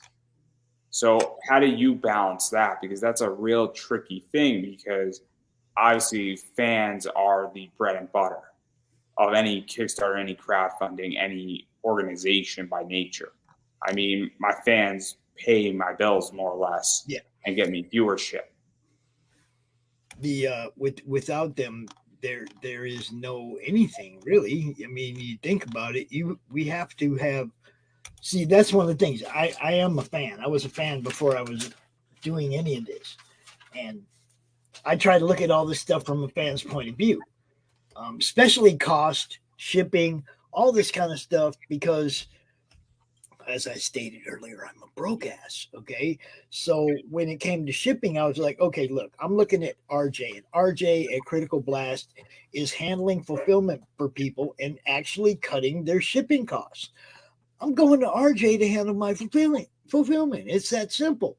He's cutting costs off it for the fans. See what I'm saying? It's like I totally want to make this as fan friendly as possible. I want to give the fans what they want. At the same time, I want to make it all cost effective. Okay. I have some really cool stretch goals planned. They're not going to be cheap, but they're not happening unless we get funded and we get to the first one. And we've talked about that, the trading card set where we have, the Daphne Lage art and whatnot. But I have other plans. I don't know if you saw Toro Tales by Brian Menard. He had a campaign that didn't fund recently, but one of the perks or stretch goals was a little character that was made out of wire and beads of one of his IPs, Canadian Shield, right? And it was a little red and white bead thing, and it had a little shield, right? And it was like cool. I was like, that's neat. What those things really are, though, are roach clips. They actually come with the clip. Okay. So I'm like, okay, Crom, steals weed, roach clips. How about we make some of those and we just leave the clip on? Okay. That's one of our stretch goal plans is a Crom roach clip. Okay. Another one of our stretch goal plans is custom Crom rolling papers. Cromniverse rolling papers with the Cromniverse packaging. And the Vic King trading card that we're talking about, Death Dealer, right? Frazetta? Yeah. I know. Okay, you've never heard of the Dank Dealer, though, right? No. Okay, kick that guy off the horse and put Crom on it. Okay, and you have the Dank Dealer. That's going to be the packaging for the rolling papers as well. So let's even talk about that a little bit, because this is where things get, I think, very interesting. Is that obviously having interesting stretch goals, because at this stage in crowdfunding, crowdfunding is almost a novelty in a lot of ways. It is very much a right, not a privilege. And I'm going to say something very, very, very messed up. I find going into a comic shop to be more of a privilege. Or no. The crowdfunding is more of a privilege than a right. I find going into a comic shop and expecting comics to be there to be a right, to be more along the idea of how things are done traditionally and where my comics should be bought from, if that makes any sense. I find that's how we did it most of our lives, And I find that Kickstarter is more of a novelty and it's more of a privilege than a right. So and that's not saying one's better than the other, but that's just how I view it. And so at this stage, I'll back a Kickstarter and Indiegogo because I'm like, okay, I like the book, or it's affordable, or you're my friend. Like I back Shotgun Samurai by Dashiell, and I can't say his last name because I think the concept is just brilliant. It's not up behind the quaff. Oh, it was brilliant. It was brilliant. Yeah, I got it. I like it. It was a good book. but I've known Dashiell for a while. He was one of my early guests when I started, and I thought his comic was brilliant, and I was really happy that he funded it. And really cool thing, and I added some like trading cards on because it's cool what he did. Mm-hmm. But my whole thing is that I back it primarily because I like the concept, but I get to the point saying, okay, cool. What are you offering me beyond just the book? Because at this stage, I can go on Kickstarter and find 50 books that are all the same caliber, all interest me, and are all fascinating. What are you offering me more? And I'm not going to put anybody on blast here publicly, but I'm like, whose book is offering me more? Whose book is offering me a better stretch goal? Who is offering me something on the first day that they're not offering me on that other book? Right. And so that's a very interesting thing. And people say, oh, I have enough tchotchkes. Bullshit. Okay? You got to offer me something. If you offer me a metal card, you offer me a 9x6 print, you offer me a metal book card, you offer me an inflatable shark toy, you offer me a pin toy. I mean, pins. Seriously, like, I am a sucker for metal cards. I love metal cards. I'm a Zenescope. Mm-hmm. On my campaign, I produced a metal card for a reason, because I'm a fan of them. You put a metal card on your campaign, well, I'm interested now. Now I'm like the metal bookmarks. Have you seen the metal bookmarks? I like those the metal bookmarks. I love them. like the shiny ones. Oh, they're great. This is the one from Tall Tales from JD's. Come on, give me a good picture of it. There you go. And that's metal, you know. But yeah, I like these, man. These are cool. I mean, I use fairy metal for my metal cards, and they're great.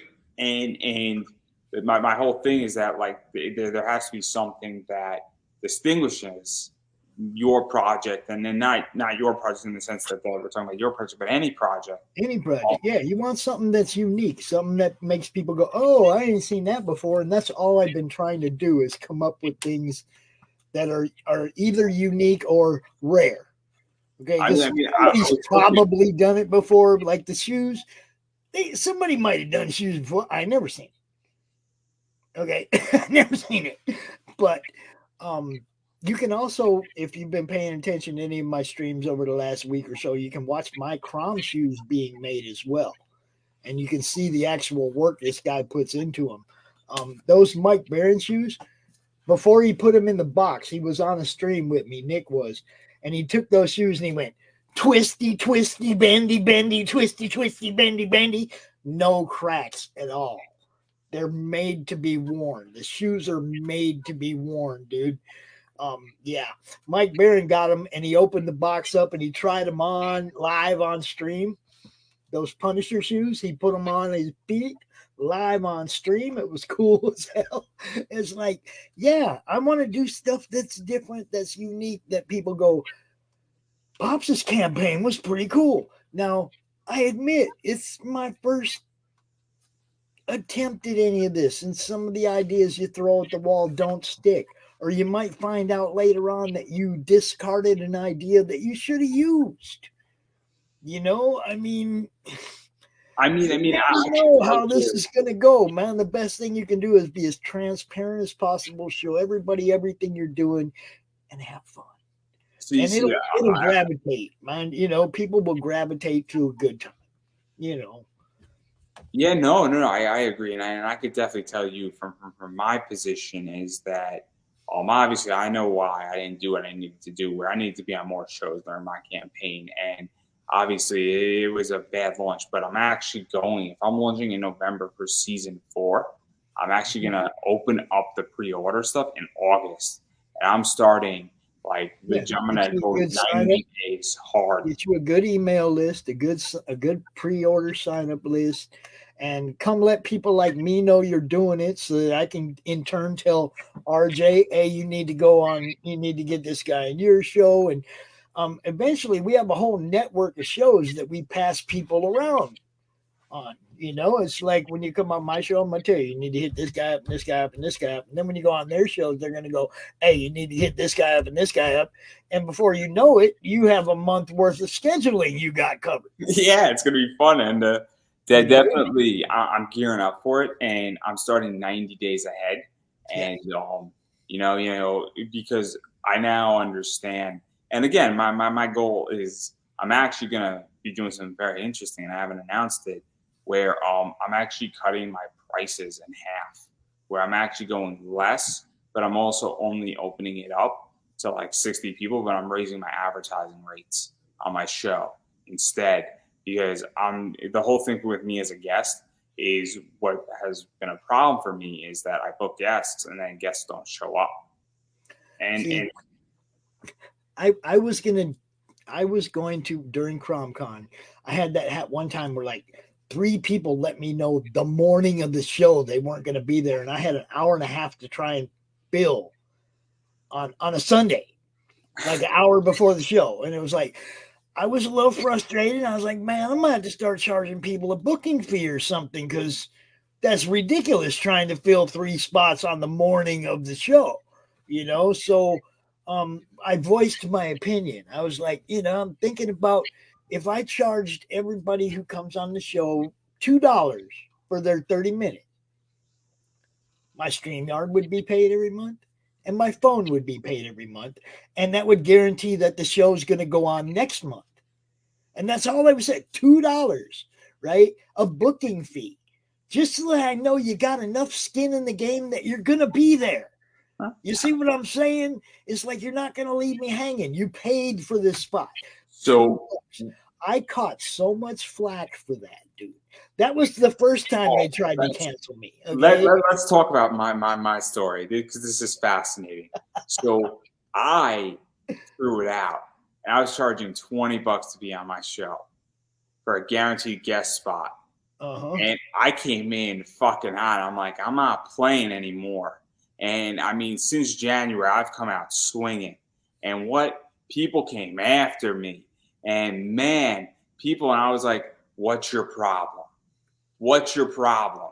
You have a book too. You're kickstarting. So you're attacking another person on Kickstarter who's funding a project, and you have the audacity. You do not belong. So if I get flack back, I'm going to start coming out swinging harder than anybody else. Because if you attack me and then you go and run a Kickstarter, you deserve all the criticism. And what's crazy is the people who attack me, I attacked them when they ran theirs. and it sent a different message because there are people who are watching, and I think people have woken up and realized that I'm not playing anymore. And this is blood. It was, I mean, I had been doing this for a year already. It wasn't like I didn't prove that I was going to be out here every month. I was going to be doing this. You know, on all the time I've been doing this, I have never missed a scheduled show. If I said I was going to be out here with somebody, I was here whether they were or not. Okay. I wasn't that dedicated, but I mean, I for me, it's my word. Okay. If I tell you you can be on my show tomorrow at 11 a.m. and I can't be here tomorrow at 11 a.m., you can count on it that Richard Doc is going to be here and you're going to be on our show. You see what I'm saying? I'll go ask somebody else to make sure you get out here. So if I can't do it. That's how dedicated, you know. But I don't miss a show. This is how I feel about that.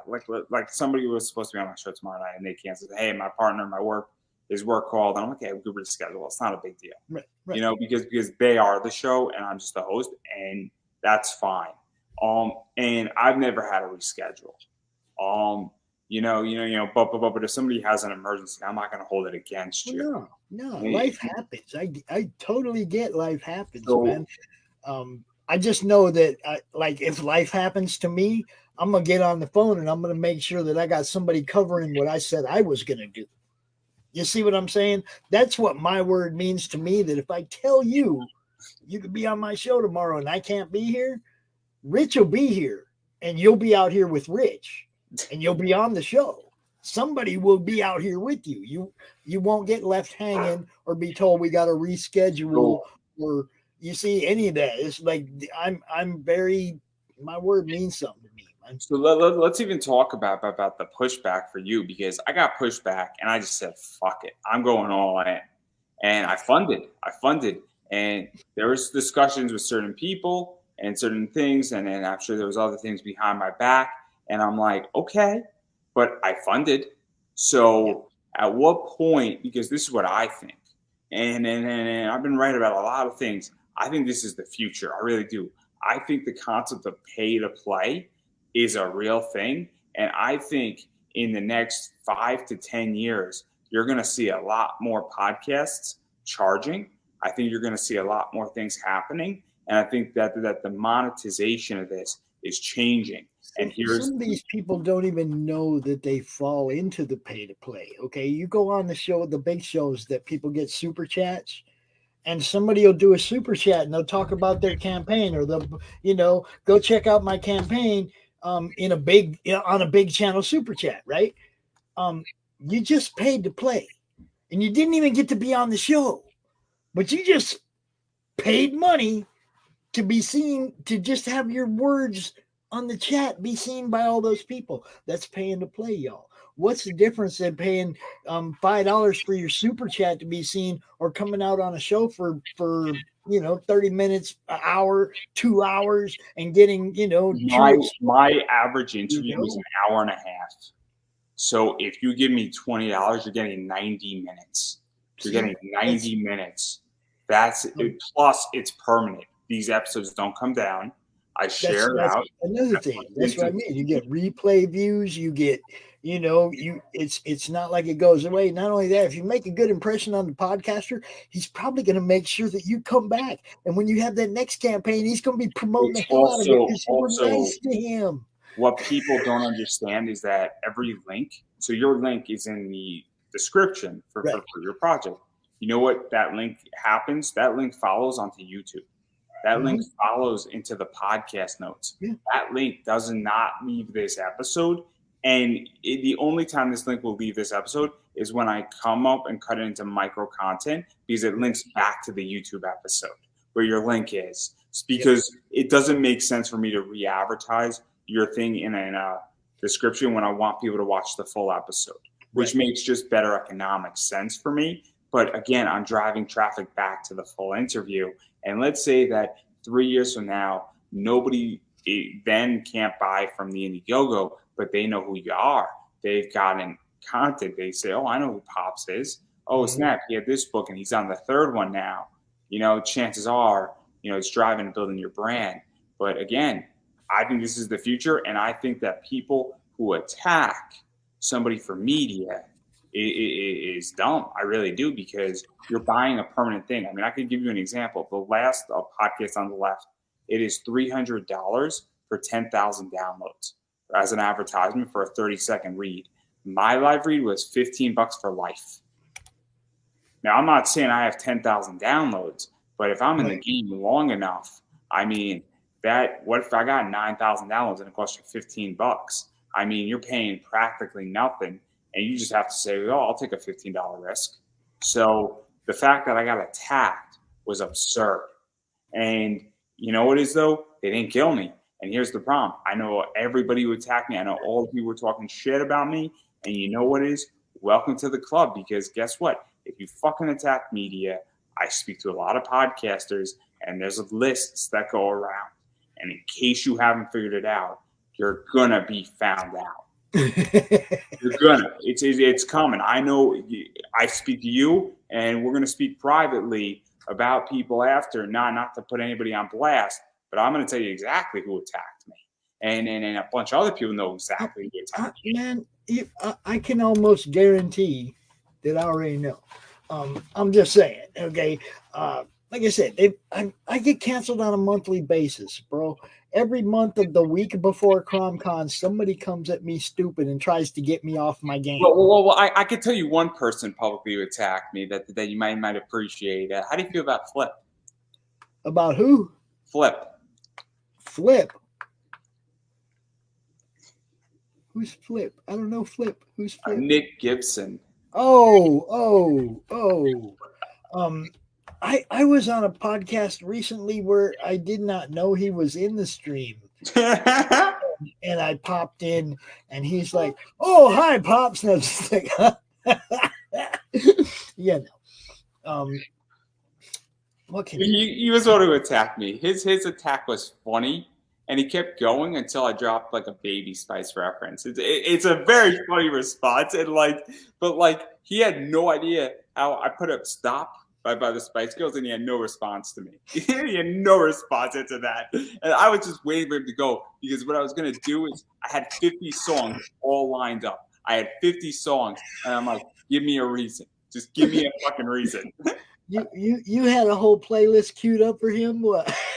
Oh, I had a whole playlist, because me and my friends one night, I showed them his attack, and we sat around for 3 hours looking up music just to combat him. And people would have seen this in the entire chat and were like, man, you're going a little too hard on this one. And I had Stop, and then I had When Two Become One. I had a whole list, and I had a whole minus down track. Oh my God. It would have been the greatest thing, because 50 in, and then it was great. I had some Taylor Swift in there. It would have been amazing. So yeah, that's one of them people that I left behind a long time ago. Okay, but see, that's how I deal with these people. I don't have time to argue with you and make myself look bad by dumbing myself down to get in an argument with somebody like that in the first place.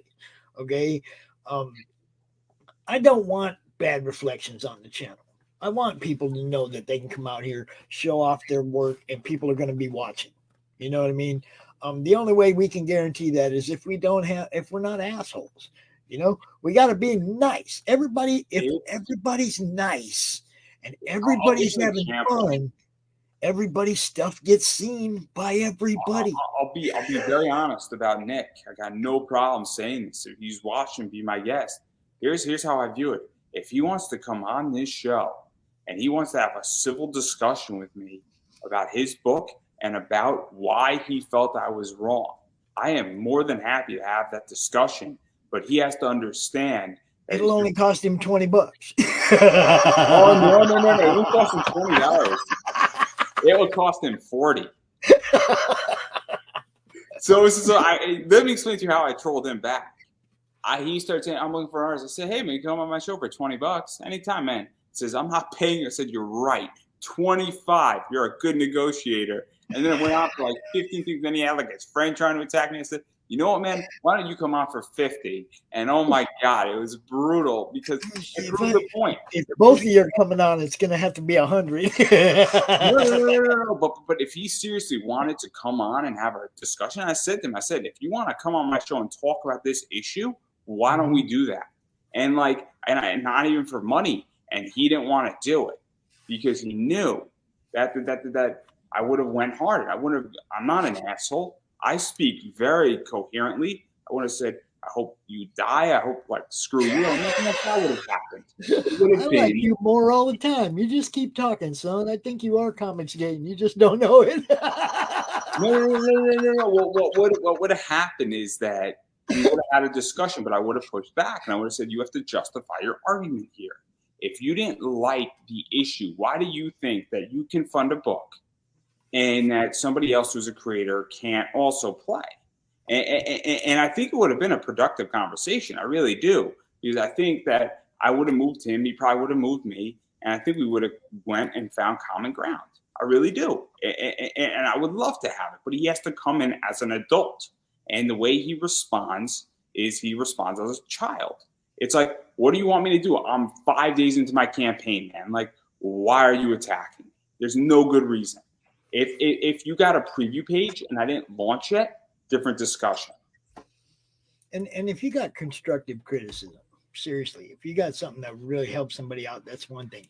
But to tell them or to point out all the things that your opinion is that they did wrong up to that point, rather than constructive criticism of what they can do to be better.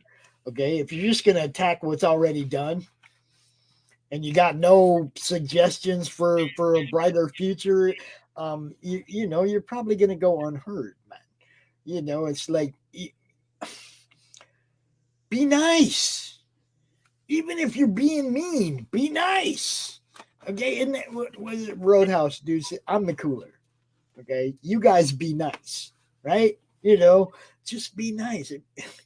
Man, there are so many people whose campaigns would do so much better if they were just nice to people all the time.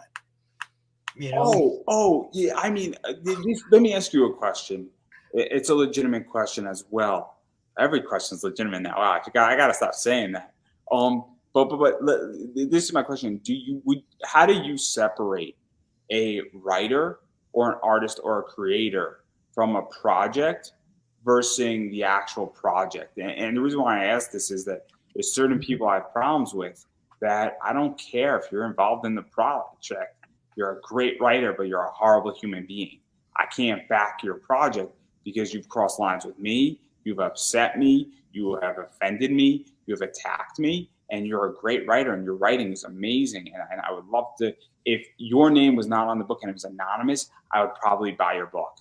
But since your name is on the book, I don't want anything to do with you. It depends. I mean, I can say that honestly. Okay, there's people that I have their books that have, since I've gotten their books, become people I won't have anything to do with now, but I just don't talk about them. You know what I mean? It's no. Their books. I don't talk about those people either because I don't want to fight with them. and I don't want to attack. It's only one person. It legitimately is one person, and they're actually blocked on Facebook. I have 7 people I've blocked on Facebook. As far as separating the creator from the work, it depends on the work. Okay. I don't care who's writing Thor. If they're true to Thor, I'm going to be reading Thor. He's my dude, right? At the same time, if the writer's taking Thor down a fucking road I don't care for, I'm not buying that book. Do you see what I'm saying? The story matters more than anything to me, more than the art, more than okay. It's got to be a good story. It has. I agree to some degree. So I am not a fan of Dan Slott. Me and Dan Slott have gotten in on Twitter. Yeah, he blocked me. He don't like me either. But he's blocked me too. But I like Spider-Man. I think he's a great Spider-Man writer. Don't get me wrong. I enjoyed the last like 20 issues of Spider-Man, the first run from like 680 to 700. I thought it was pretty decent, and I enjoyed it. I can separate that. That I can separate. But then there's other people in the indie world where you have attacked me, you have snapped at me, and you don't know me that well in order to do that. And person's in an anthology, and I had a real hard time back in that anthology. And I even said to the guy who's anthology, I'm like, hey man, I'm having a hard time. Convince me why I should back the anthology that this guy's in, knowing, and he knows the whole story. And he was like, well, you should do it because I'm a friend of yours. Obviously, I supported your Kickstarter. I got this cool metal card, and the person obviously was very helpful. But it was not an easy coin toss. I just said something totally different.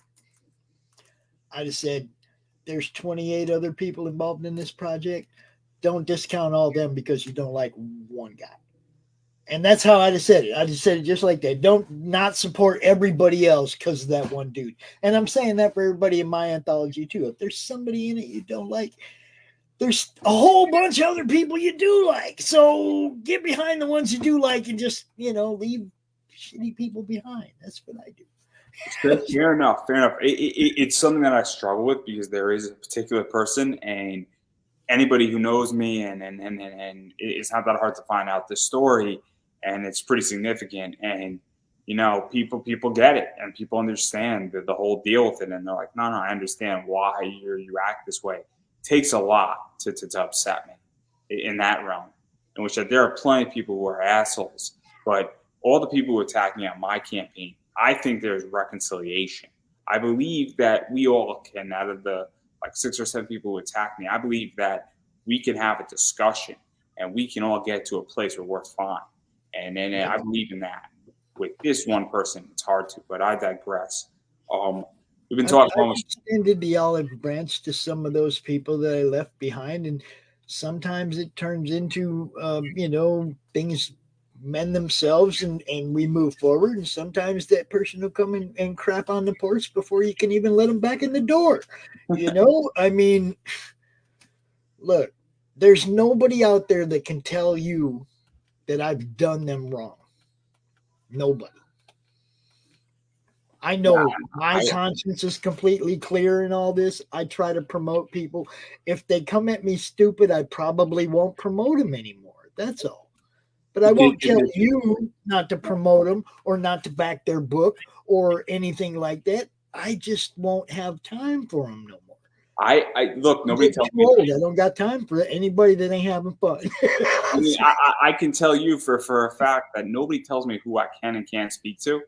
And I don't really care why you're telling me that.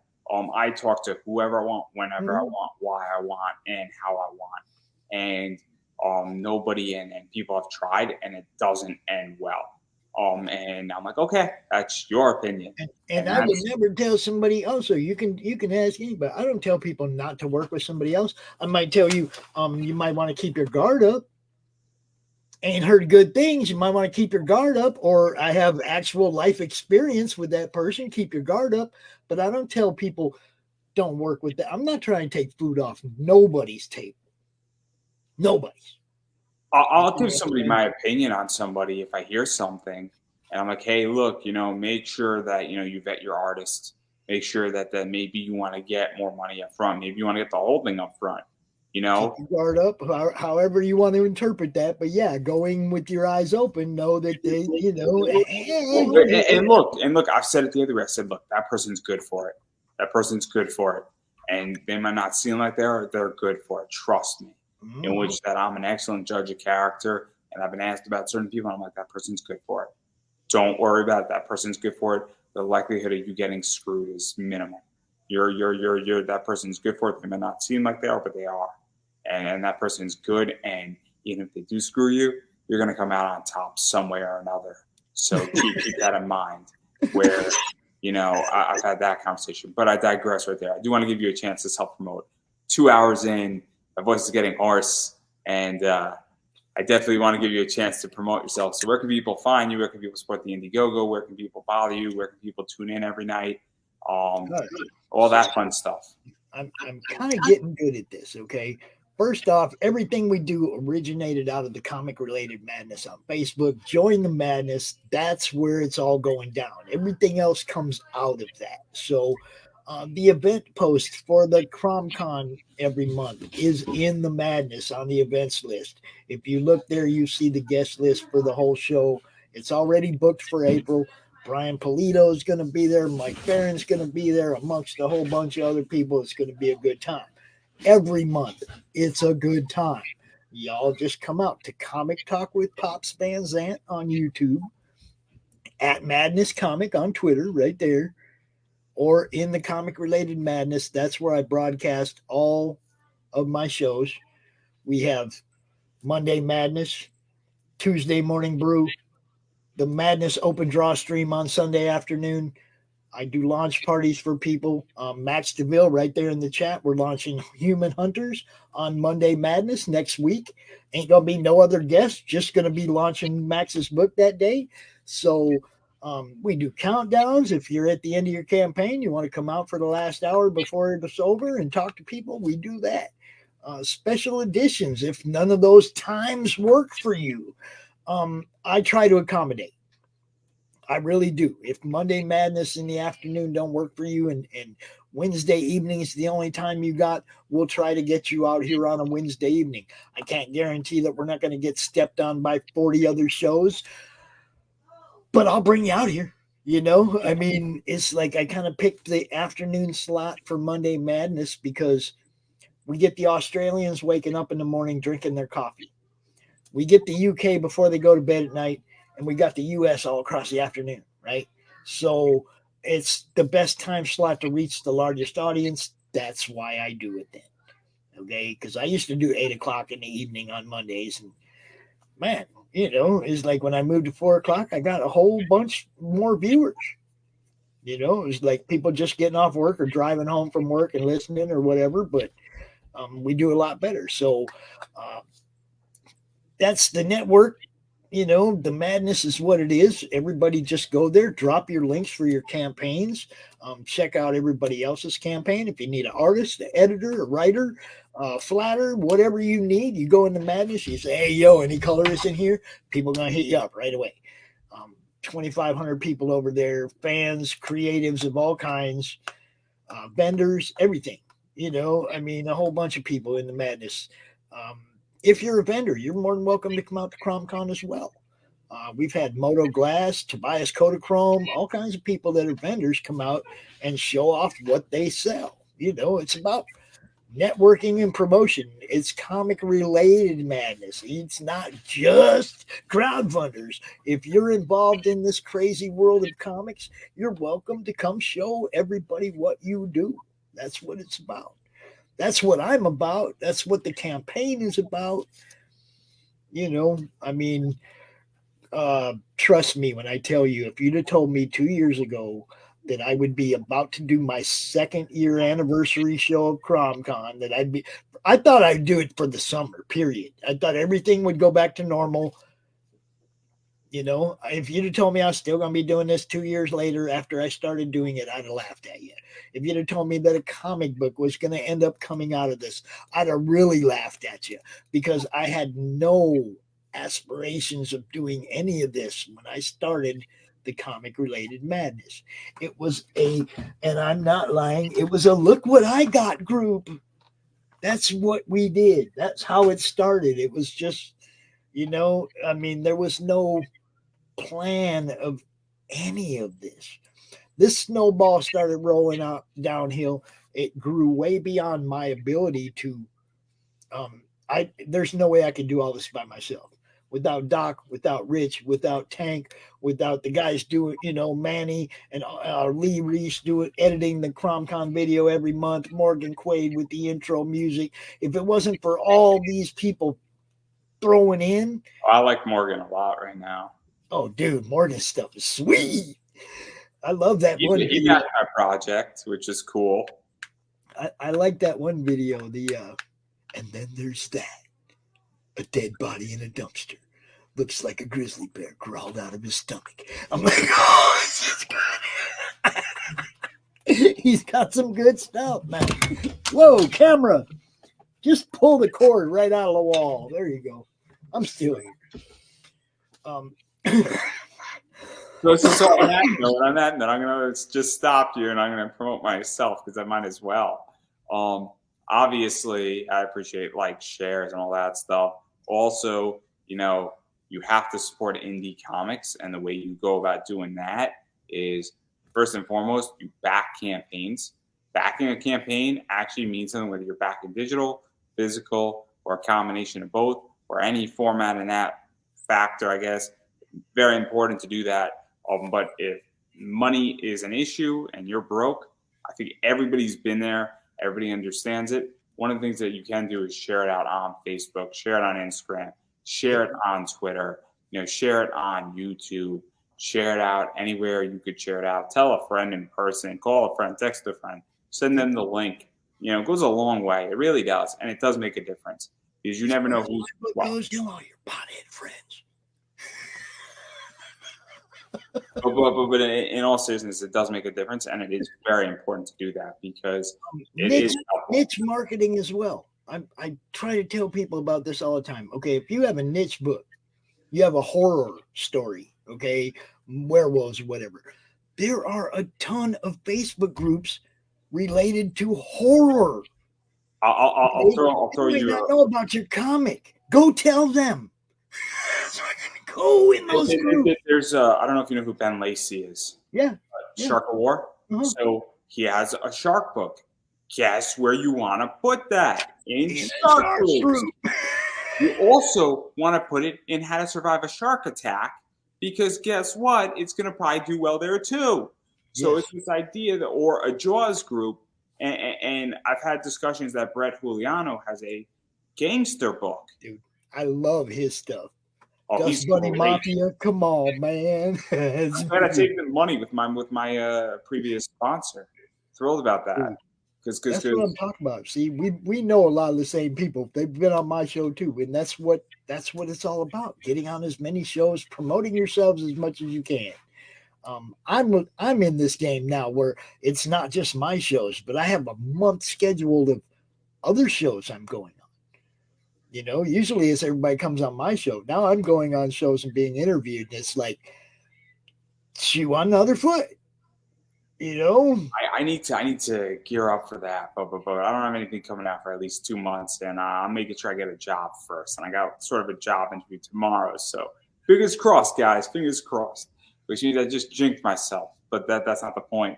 But continuing promoting myself. Obviously I have a T-shirt out there. So you can buy my T-shirt on Redbubble. It's making fun of Gundam, Taco Bell, and the most interesting man in the world with a reference to Fallout. Awesome shirt.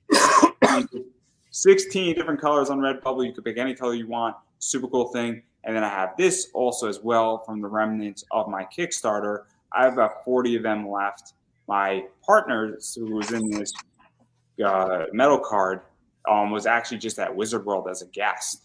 So it's a cool thing. He's DJ Croft. So this will actually not be reproduced once they're sold out. So if you want one of those, they're $10. They are going up in price in about 2 days from now. So obviously you might want to get them now if you're a metal card fan.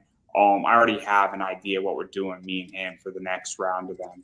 So that's important. Obviously, if you want to buy me a coffee, help support this show, you're welcome to do that. If you want to advertise on this show, you're more than welcome to do that as well. Or if you want to hit me up and you want to be a guest, you could buy a guest spot, or you could hit me up and solicit me. I may or may not accept it depending on your project. I am extremely selective right now, but you're more than welcome to submit if you're interested, because I definitely look at projects. The rules are simple. It's either you pay me, you bring me an audience, or you bring me another guest. Those are the three ways how to get on my show. So if you want to be on my show, one of those three things will get you however you want. As far as the money, you could determine what you think is appropriate. And you could get paid donation. So, and that's pretty much. How many guests you want, Andrew? How many do you want? Just one is fine, or 10. Dude, all you got to do is go look at that CromCon guest list and hit every one of them up. I'm not concerned about it. Right there to choose from. The difference is that when somebody approaches me, you have to bring something to the table. If I approach you, you don't have to bring something because I selected you.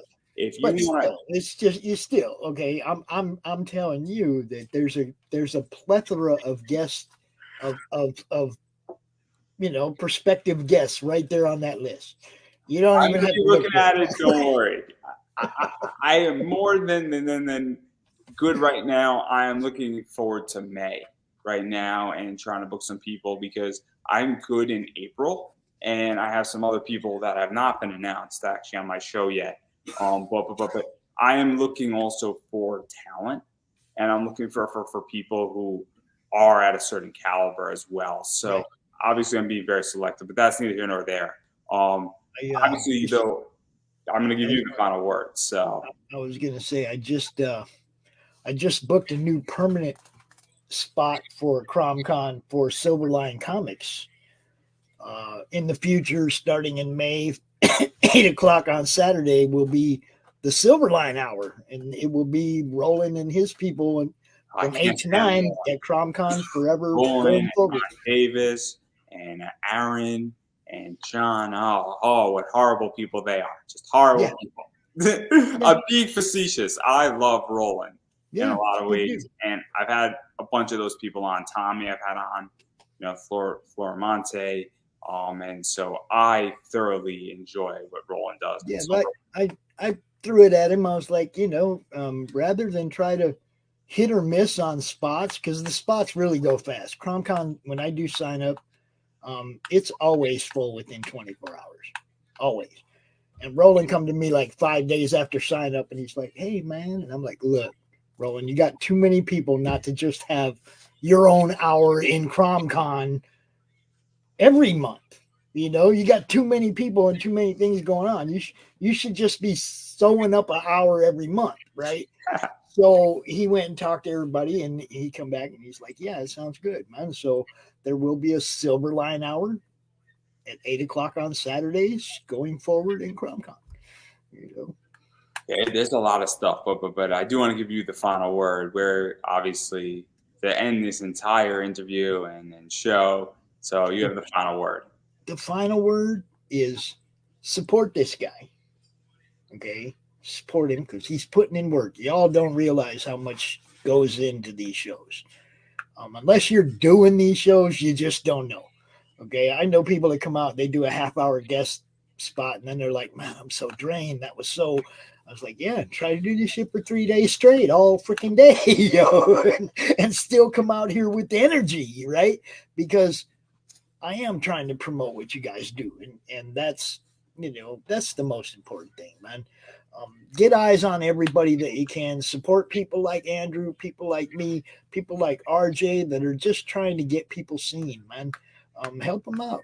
Make sure the show. Look, if I can't pay my StreamYard next month, ain't no CromCon next month. You know what I mean? I mean, there still would be. It'd be the cheap six window free StreamYard. I'd still do it, but man, I'm so used to being able to have a full slate of 10 people out here and have all the bells and whistles and videos and overlays, and I'd look really lame without them. So support people like me, people like Andrew, back indie comics, man, and have fun. Be nice to each other. Well, I don't think I could have said it any better myself. And everybody, that is a wrap.